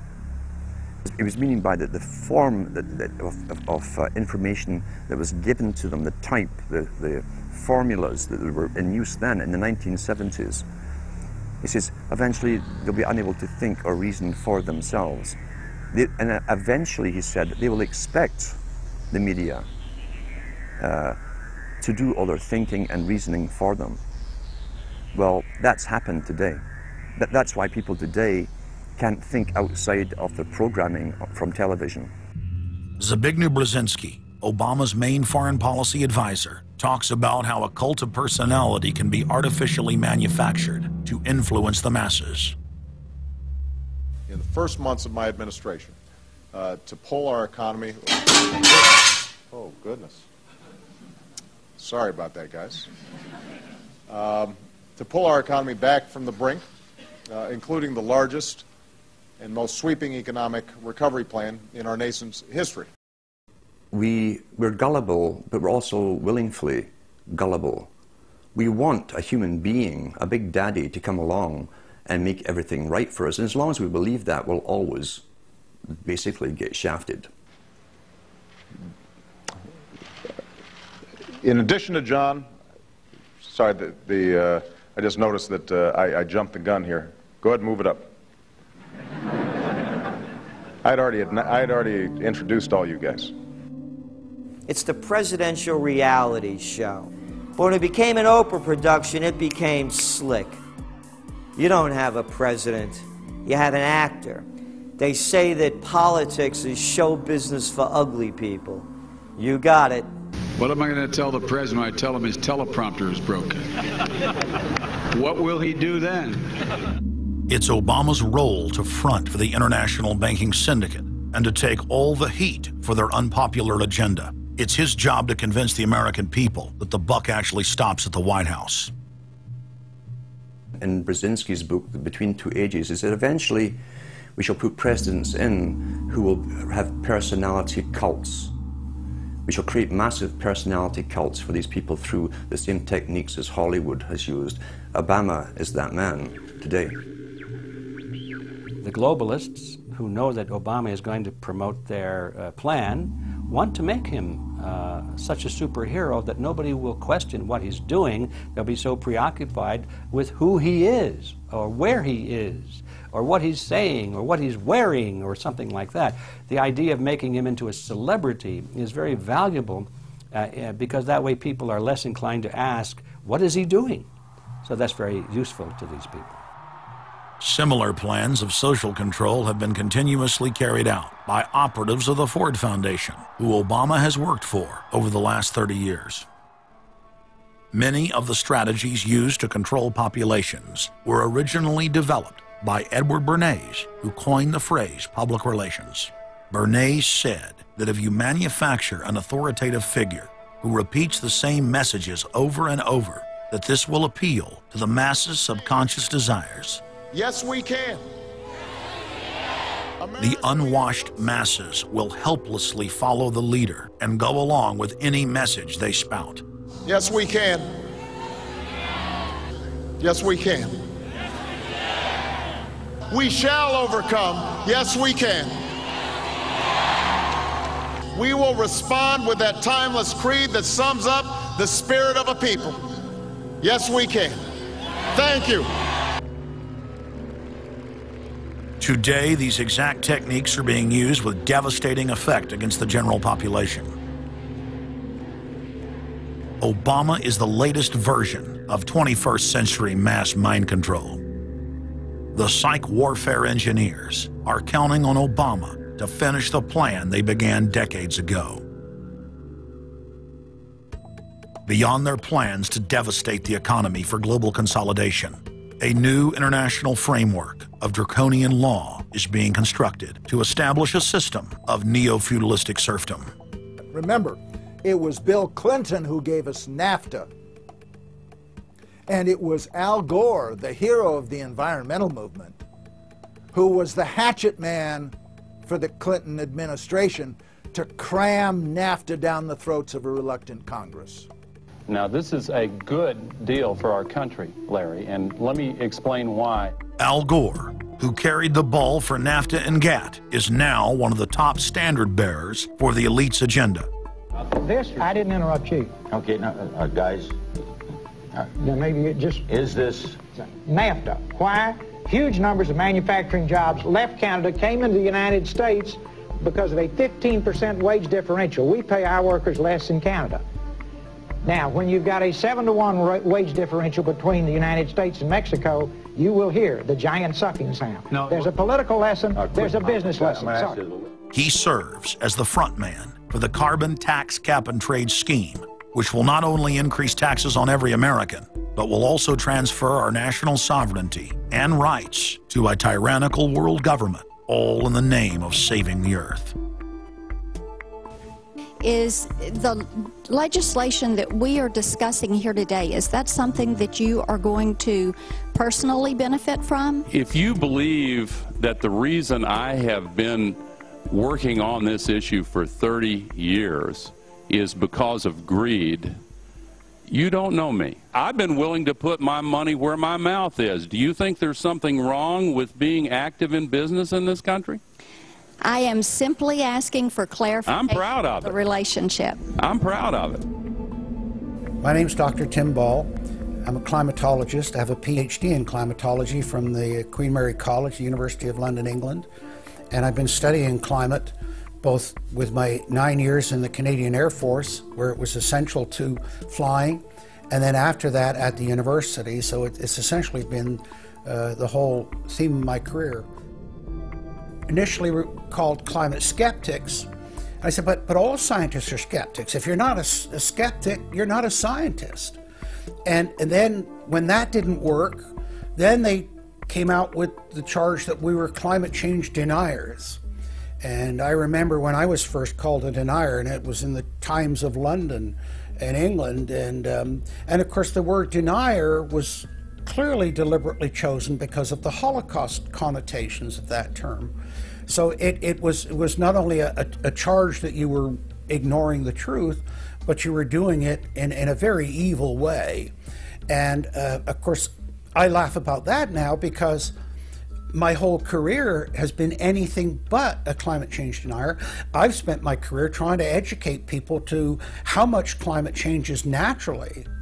So I'm anything but a denier, but of course that is part of the politics. Under the Nazis, there was something called race science. They had a lunatic theory of eugenics, the Aryan heritage, and all the rest of this. Absolute crackpot pseudoscience. There was no empirical measure or empirical test for the validity of those theories. They simply asserted them, and if you were a professor who stood up to them, then the Gestapo would come and take you away. We are perilously close to such a situation right now. Any academic, any other figure standing up to say the global warming theory of Al Gore is a piece of crackpot nonsense is in danger. You'd be fired from a government job, and in many universities, your job would be in danger. And of course, it's also part of what's called ad hominem, that if you can't defeat the person's argument rationally, you start attacking the person. And we see that with these terms, and we see with Al Gore calling them flat earthers. Congressman, you began by denying that there is a consensus on the science. there is a consensus on the science. Well, you mustn't have been listening to our testimony that we've had for the last few days with dozens of experts that have come in who have given completely different views. Well, I would encourage you to go back and look at the testimony this committee's heard. There are people who still believe that the moon landing was staged on a movie lot in Arizona. And neither of us are one of those, and I know you like giving those cute anecdotes. This is not a cutesy issue. We're talking about something that can export millions of jobs out of our economy, out of our country. Richard Lindzen, an MIT professor of atmospheric physics, said it many years ago when he said the consensus was reached before the research had even begun. And then scientists like myself that stood up and said, hold on a minute, I got problems with this. Oh, paid by the oil companies, don't trust that guy. What the international scientific community is saying is correct. There is no legitimate basis for denying it. Now, you hear the consensus argument. Well, the majority of scientists. What they're always talking about is, and originally the IPCC was about 3,600 scientists, it's now down to 2,500. That's the people they're talking about. But when you look at it, most of them are bureaucrats. They're not scientists at all. And very, very few of them are actual climate experts. Now, the consequences of that, and whether that's because of man-made CO2, I think are debatable. If CO2 is not causing the climate change, what is? What are the major driving factors? And so they're essentially the ones that are left out by the Intergovernmental Panel on Climate Change. It's unbelievable to me that they can come out and ignore the sun. I mean, everybody knows the sun goes in, it gets cool. You notice that, right? You have an eclipse, the temperature drops, and the birds start to get excited and so on. And when you look at the seasonal changes with the sun, how you can suggest that the sun is not a factor is really quite remarkable. Giving us false scientific information is not going to clean up our environment. Speaking with a lot of promises and innuendo is not going to help clean up our environment. The globalists have co-opted the environmental movement. There are a lot of real environmental problems we face, like genetic engineering, where they're splicing plants, animals, insects, you name it. Toxic waste dumping in the ocean. No one wants to breathe bad air or drink toxic water. But the global carbon tax has nothing to do with that. It's a tax literally on breathing. Go out on the street or talk to your friends, your neighbors. Ask them, hey, should we ban dihydrogen monoxide? It's bad for the environment. The average person will sign your petition calling for the banning of water. That's right. Dihydrogen monoxide is water. It's the same thing with table salt, sodium chloride. And that's exactly what the establishment is doing with carbon dioxide. Ooh, dioxide. It has this scary sounding name. But the truth is, it's one of the 4 elements of life on this planet. Oxygen, carbon dioxide, water, and sunlight. And if the establishment can tax and list as a toxic waste one of those basic 4 building blocks of life, carbon dioxide, they can regulate and control every facet of our lives and shut down any businesses that aren't part of their New World Order. The idea that carbon is a pollutant is essentially a way of saying that humanity is a disease or a cancer that ought to be wiped out. Genocide. People have argued in this environmental coterie around Obama, around Holdren, the theoretician of de-development, who is now the science advisor of the White House, really the anti-science advisor. They've argued that babies are carbon monsters, carbon machines, and that every time you breathe out carbon dioxide, you're part of the pollution of the planet. This is an absolutely anti-human doctrine. They use the environmental movement to promote their real agenda, which is globalization and federalization and power.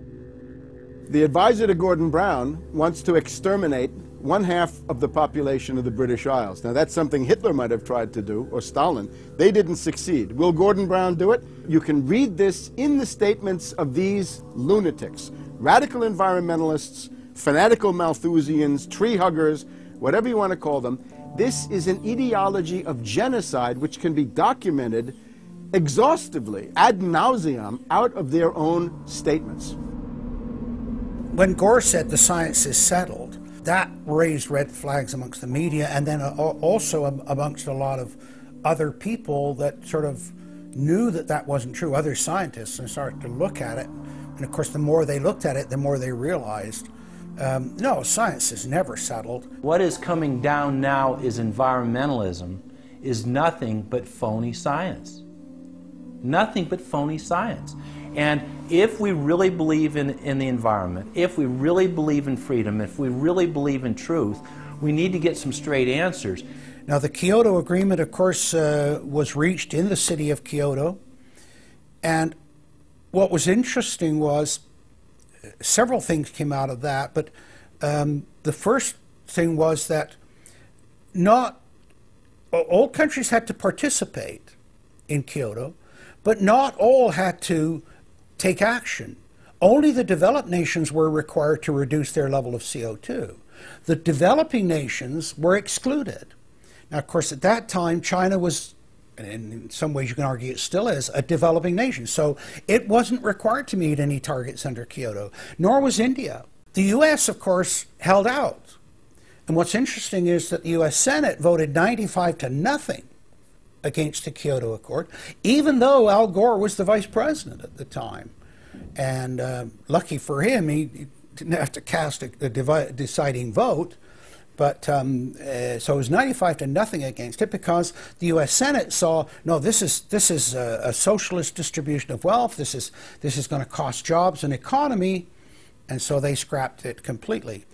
We're now told that you have to buy carbon offsets. In other words, if you have sinned by having a carbon footprint and by carbon emissions, you've got to buy a carbon offset, which is usually a scam. Somebody claims to have planted an acre of grass in the third world. It never happened. They take your money and laugh all the way to the bank. But they're telling you that in order to cleanse your guilt, you've got to buy a carbon offset. Talk about carbon polluters. You talk about them.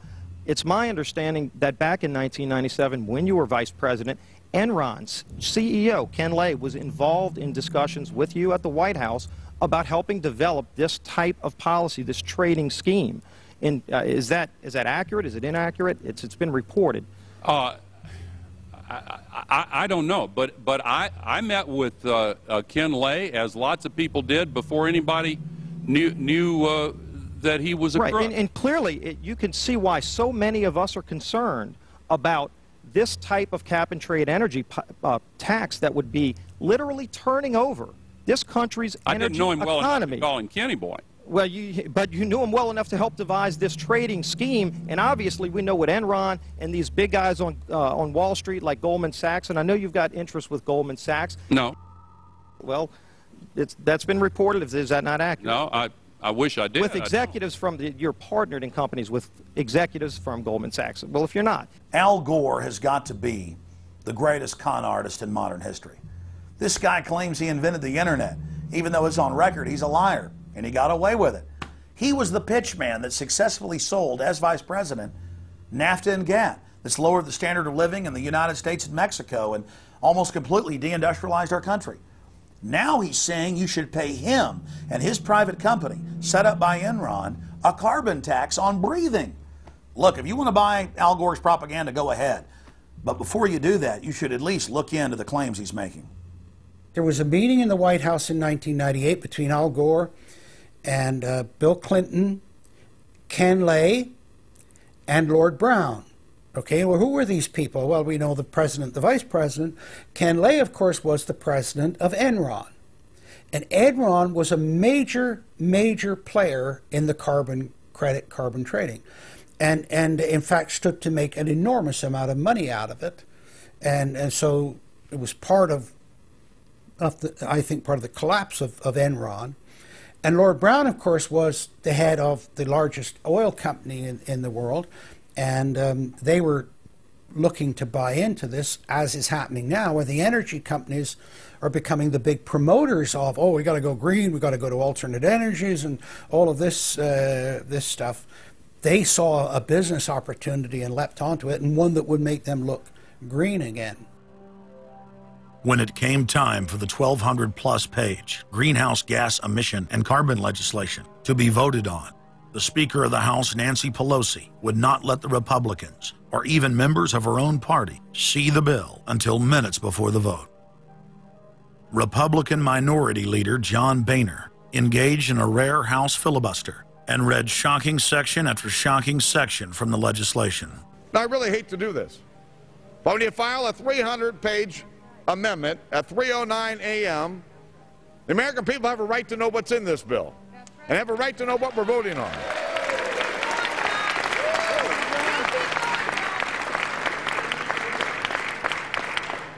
Page 48. Each building code enforcement department receiving a grant under subsection A shall impanel a code administration and enforcement team consisting of at least one full-time building code enforcement officer, a city planner, and a health planner or similar officer. I can take you to Chickasaw, Mercer County in my district. They don't have one full-time person that works for the village, all right, not one. Look at the mandate on every city, village in America right here in this bill. So that we're not only going to tell you what the codes are going to be, but we're going to tell you how many people you need to hire to enforce this. Page 41, determine any geographic area within the contiguous United States that lacks a federal power marketing agency. Because, you know, we can't move power around the country without a federal power marketing agency. We do it today, but now we have to have a new government agency to do this. All California housing standards are now going to be imposed on every American community. You don't have the right to have your own building standards in your community or in your state. Hell no, the federal government's going to tell you what they are. It quickly became clear why Pelosi and the Democratic leadership were desperate to keep the contents of the bill secret before the vote. Now, because of this underlying bill, the federal government will virtually have control over every aspect of lives for the American people. It is time to stand up and say, we get to choose. We choose liberty or we choose tyranny. It's one of the two. The underlying bill represents the tyranny and the intervention of the federal government. It's our choice. What will we choose today? Will we choose liberty or will we choose tyranny? And I know that we'll be facing the single moms that heard from last summer. They can't afford the gasoline bill. They can't afford the propane.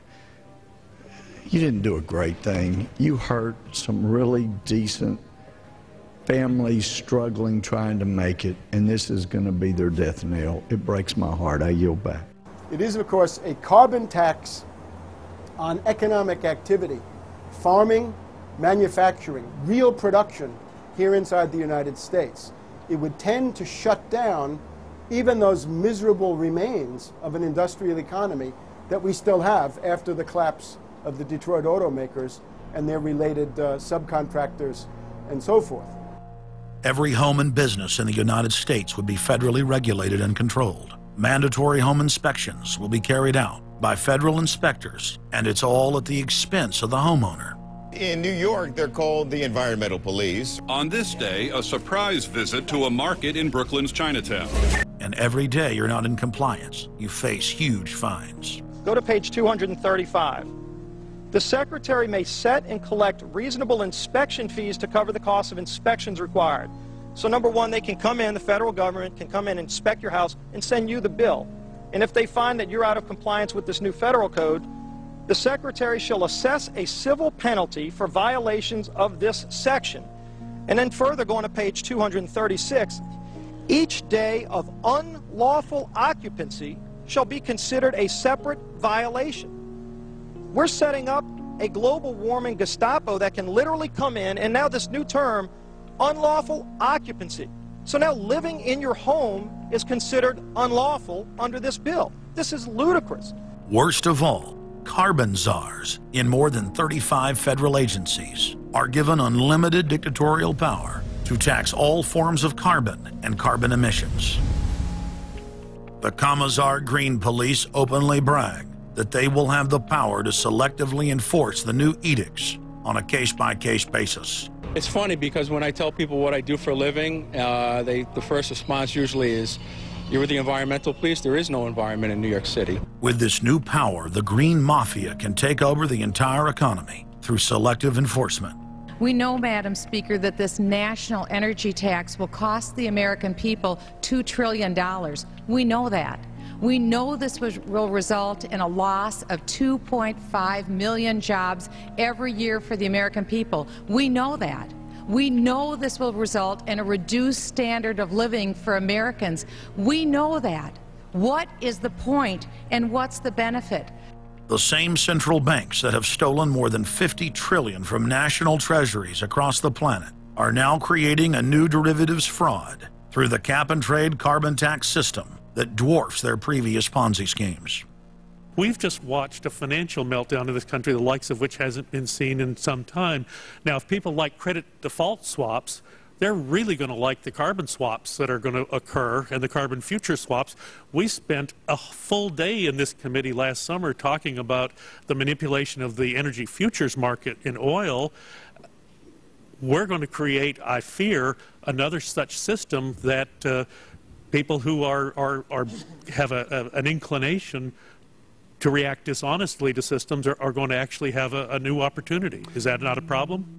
A select group of central banks are lobbying for the same legislation to be passed worldwide. Once the so-called green economy laws are in place, only global megacorporations and their subsidiaries will be allowed to do business.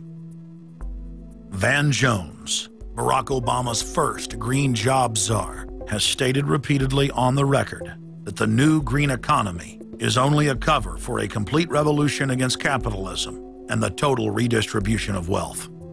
But what Van Jones doesn't tell his sad followers is that the elite are bragging that the modern green movement was designed from its creation to destroy the middle class and transfer all wealth into the hands of a super elite.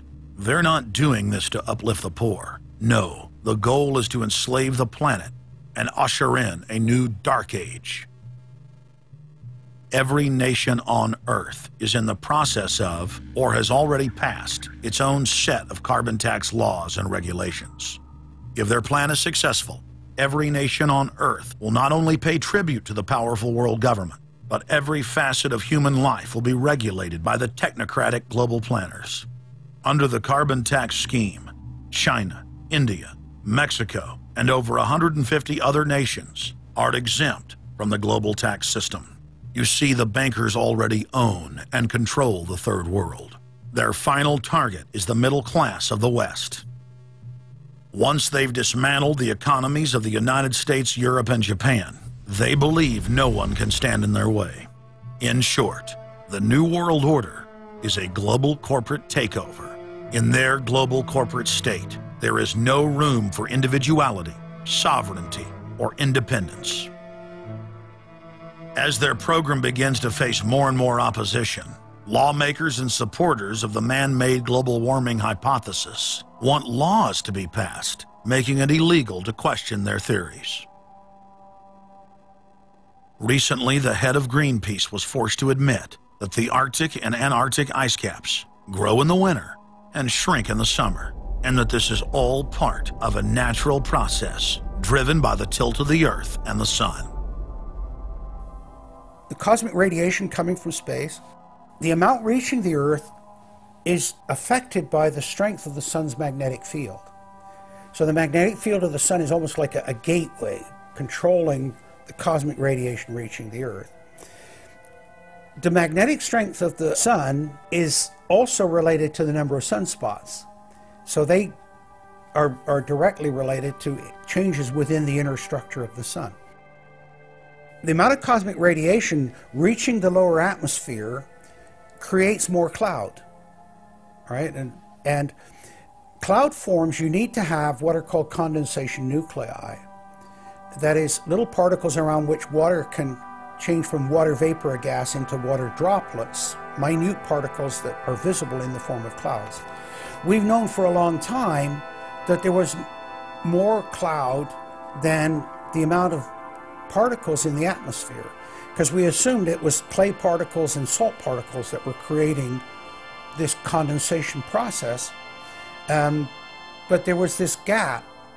We now realize, of course, it's the cosmic radiation that's doing it. So what the cosmic radiation is doing, controlled by the magnetic field of the sun, is it's like putting up a screen in the greenhouse and blocking out the sunlight. And of course, that then affects the temperature of the Earth. That's why there's a relationship between the sunspots and the temperature on the Earth. So we now know the mechanism, but they completely ignore that. More than 31,000 scientists from across the United States, including more than 9,000 PhDs from the fields of climatology, atmospheric science, earth science, and hydrology, signed a petition rejecting man-made global warming as a scientific fraud. This shattered the hoax of the so-called consensus that the mainstream media had been pushing for years, that every scientist on Earth believed that man-made global warming was a fact. If the people are able to block their carbon tax takeover, the elite's agenda to establish a planetary world government will collapse. To force their unpopular agenda upon the planet, the controllers are racing to complete the construction of their police state control grid. Borrowing from tactics used in the past by communist, fascist, and other totalitarian regimes, every form of classical textbook tyranny is now being implemented in the West. In the United States, the central government is federalizing local police. State and local officers are in a great position to collect important information on terrorists and their allies. And the Terrorist Screening Center stands ready to help you.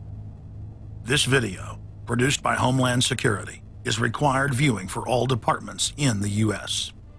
And with the teamwork of local, state, and federal law enforcement, we have an excellent opportunity to see the picture and solve the puzzle before these terrorists can strike again.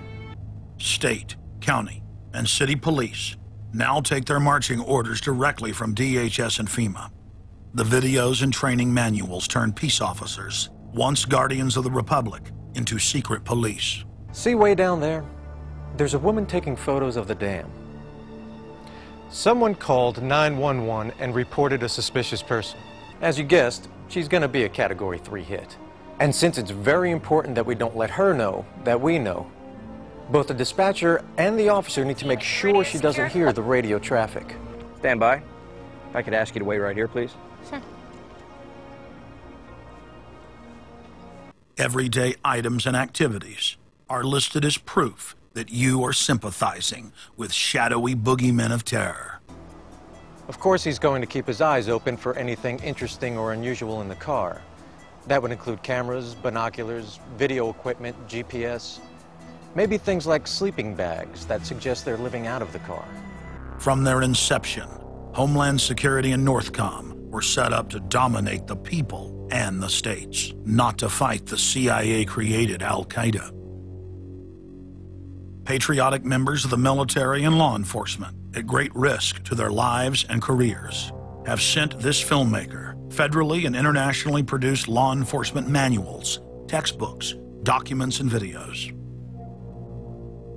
The MIAC report, distributed to Missouri law enforcement, lists gun owners, libertarians, constitutionalists as potential terrorists. The federally written document went on to list Ron Paul, Bob Barr, and American flag bumper stickers as dangerous paraphernalia linked to white supremacists. Even before 9/11, FEMA was quietly indoctrinating local police to have a hatred of the Founding Fathers and everything our constitutional republic stands for. Who was the first terrorist organization in the United States? Who? Founding Fathers. Founding Fathers. You mean Thomas Jefferson? Oh, yeah.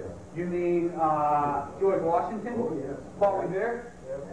Yeah. These guys right here, let me ask you something. Did they try to scare people? Oh, yeah. They tried to intimidate the British. Did they use acts of violence? Your founding fathers, my founding fathers, were involved in acts of terrorism against British officials because they systematically had British officials assassinated. In the old Soviet Union, Nazi Germany, and Maoist China, the police's main job was not fighting crime. In totalitarian forms of government, the police are political enforcers, or commissars as they were known in Russia. It's their job to spy on the public and to intimidate the exercise of free speech. Once a climate of fear has been achieved, the public begins to self-censor, to shut down. Once the people have been intimidated to withdraw from the field of intellectual battle, the tyrants have a free hand to expand their oppression and looting of the helpless serfs. The average man and woman is in a trance. They get home from work, they don't even talk to their children. They turn the television on, and they let those corporate messages set the agenda in their lives.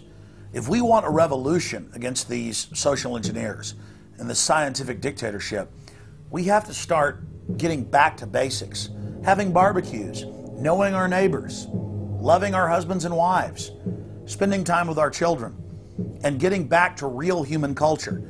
This false corporate culture has been superimposed over our daily lives. The public is literally under a trance. We have to somehow reach out to them and break them out of this trance. And as the globalists destroy our standard of living and bring in their police state, a lot of people are beginning to wake up and realize that what they've been told all their lives was a lie. But it's essential that we, the people, are there to reach out to our fellow Americans and our fellow human beings and show them the truth. But the scientific dictatorship needs more than just a secret police network to carry out their plan. Citizen spies at every level of society have been recruited to keep their eyes and ears focused on everything their neighbors and co-workers are doing and saying. More than 50,000 private sector executives have been recruited by FEMA to secretly serve as deputy FBI informants under the InfraGard program. Now there are more than 75,000 preachers serving FEMA in the clergy response teams. Internal FEMA documents reveal that the majority of America's pastors now serve as agents of the shadow government. They are even instructed on how and what to preach. And as KSLA News 12 Jeff Farrell discovered, the clergy would help the government with potentially their biggest problem, us. From my cold, dead hands. Charlton Heston's famous declaration captures a truly American value, the overarching desire to protect our freedoms. But gun confiscation is exactly what happened during the state of emergency following Hurricane Katrina in New Orleans. U.S. troops also arrived, something far easier to do even now thanks to last year's elimination of the 1878 Posse Comitatus Act. That forbid U.S. troops from policing on American soil. If martial law were enacted here at home, public fears and quelling dissent would be critical. And that's exactly what the clergy response team, as it's called, helped accomplish in New Orleans. Jeff, the primary thing that we say to anybody is let's cooperate and get this thing over with, and then we'll settle the differences once the crisis is over. Such clergy response teams would walk a tightrope between the needs of the government versus the wishes of the public. In a lot of cases, these clergy would already be known in the neighborhoods in which they're helping to defuse that situation. For the clergy, one of the biggest tools that they will have in helping calm the public down or obey the law is the Bible itself, specifically Romans 13. Because the government is established by the Lord, you know, and that's what we believe in the Christian faith. That's what's stated in the Scripture. They prepare their flocks like sheep to the slaughter for gun confiscation, forced inoculation, and they tell them that it is a blessing to have their families broken up and put into FEMA camps. Irland, Frankreich, Portugal, Spanien, die Schweiz, Liechtenstein, Luxembourg, Polen, Ungarn, Romania. Adolf Hitler bragged that his most powerful domestic tool, used by the Nazis to control the people, was the servile clergy. And his favorite Bible verse was Romans 13, render unto Caesar. Either you are with us or you are with the terrorists. The scam was launched as a simple bait and switch. The government recruited the public by telling them that they were needed in the fight against Al-Qaeda. But from day one, over 90% of their training and operations focus on demonizing, surveilling, and harassing anyone who stands against their takeover. The Department of Homeland Security calling on firefighters to take on a new role in the war on terror. The idea to be the eyes for the U.S. government when they're inside a home. Now, unlike police officers, firefighters don't need a warrant to go into private houses. And critics say that's where things get sticky. Cable company repairmen, truck drivers, maid services, and hundreds of other professions that go inside homes and businesses without warrants are now on the government's payroll as citizen snitch spies. But Big Brother doesn't stop there. Children are being indoctrinated inside the public schools nationwide to spy on their parents. You can give information without having to give your name. You guys can get paid for good tips up to $200. The New York Times praised public school programs in the United States and England that are training children to report their parents for eco-crimes, like taking a hot bath or letting the water run while you brush your teeth. All of that violates their carbon footprint credit allotment.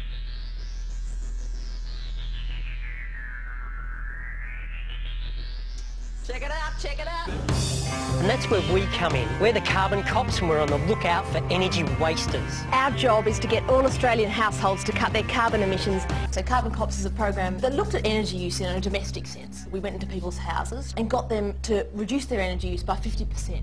Sadly, the Boy Scouts of America have now contracted with the Department of Homeland Security and are now training more than 20,000 Boy Scouts in anti-terror urban warfare mount training. The federal grants are very specific. The Scouts are trained to carry out seek and destroy missions against disgruntled veterans of the U.S. Armed Forces. Good evening, everyone. Homeland Security is enlisting some unlikely new recruits to fight terrorism and help with other emergencies. The Girl Scouts. Girl Scouts across the country and here in East Tennessee are now taking part. 9-year-old Elise Murphy has already earned a lot of Girl Scout patches.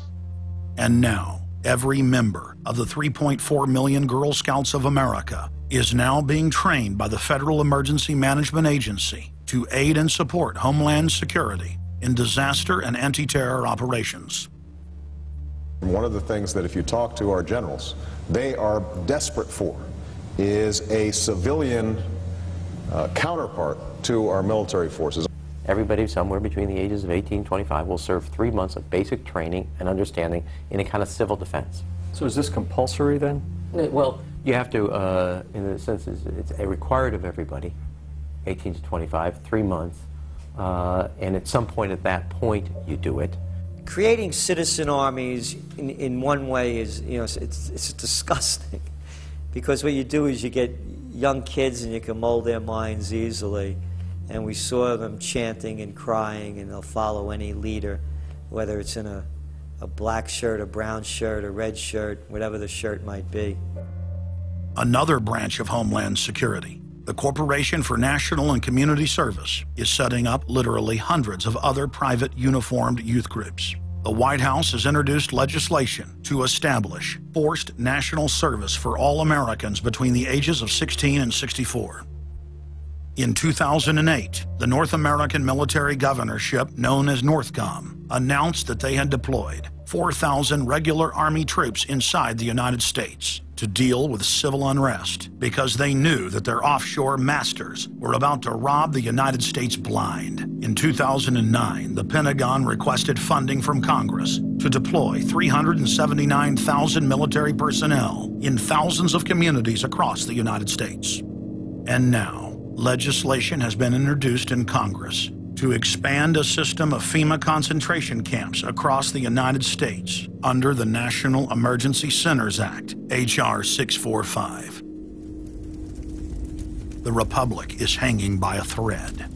The last vestiges of our free system of government are being swept away. You know, you got time to watch baseball, you got time to watch football, you got time to entertain yourself, but I think a knowledgeable public we're losing, and we've got to get people back on track to paying attention, because if you don't pay attention to your government and what they're doing, you're going to pay some dire consequences for it. Unless we become active and become influential in the power centers of society, there's nothing we can do about it. Just knowing about it is not enough.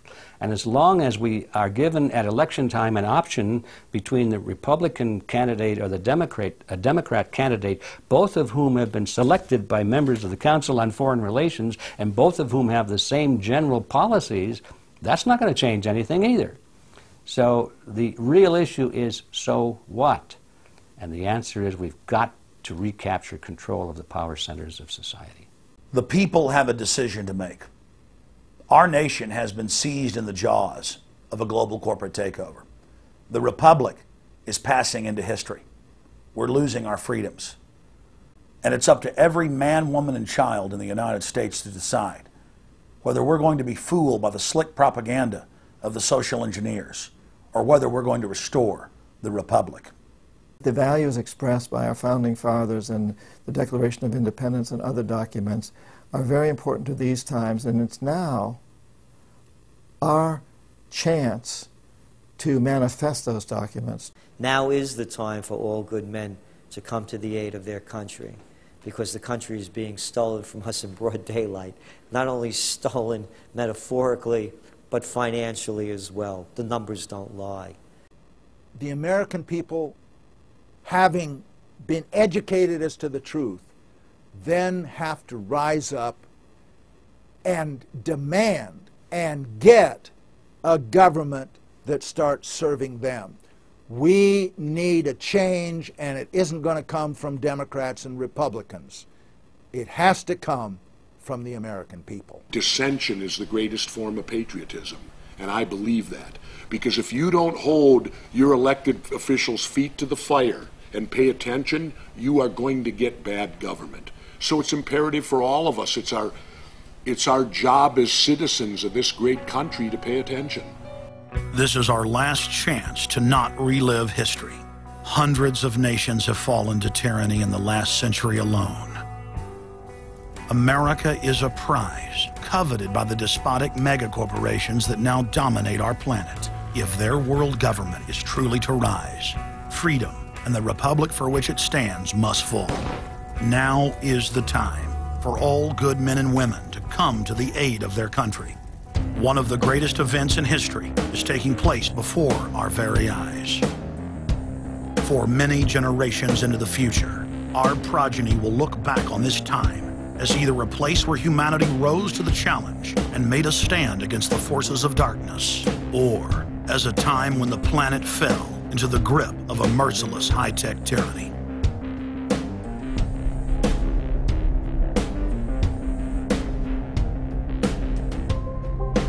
In Part 2 of Fall of the Republic, you will learn the elite's master plan for humanity. But more importantly, you will learn how to stop that plan, reverse the criminal tide, and reignite the flame of liberty on the long march to man's ultimate destiny.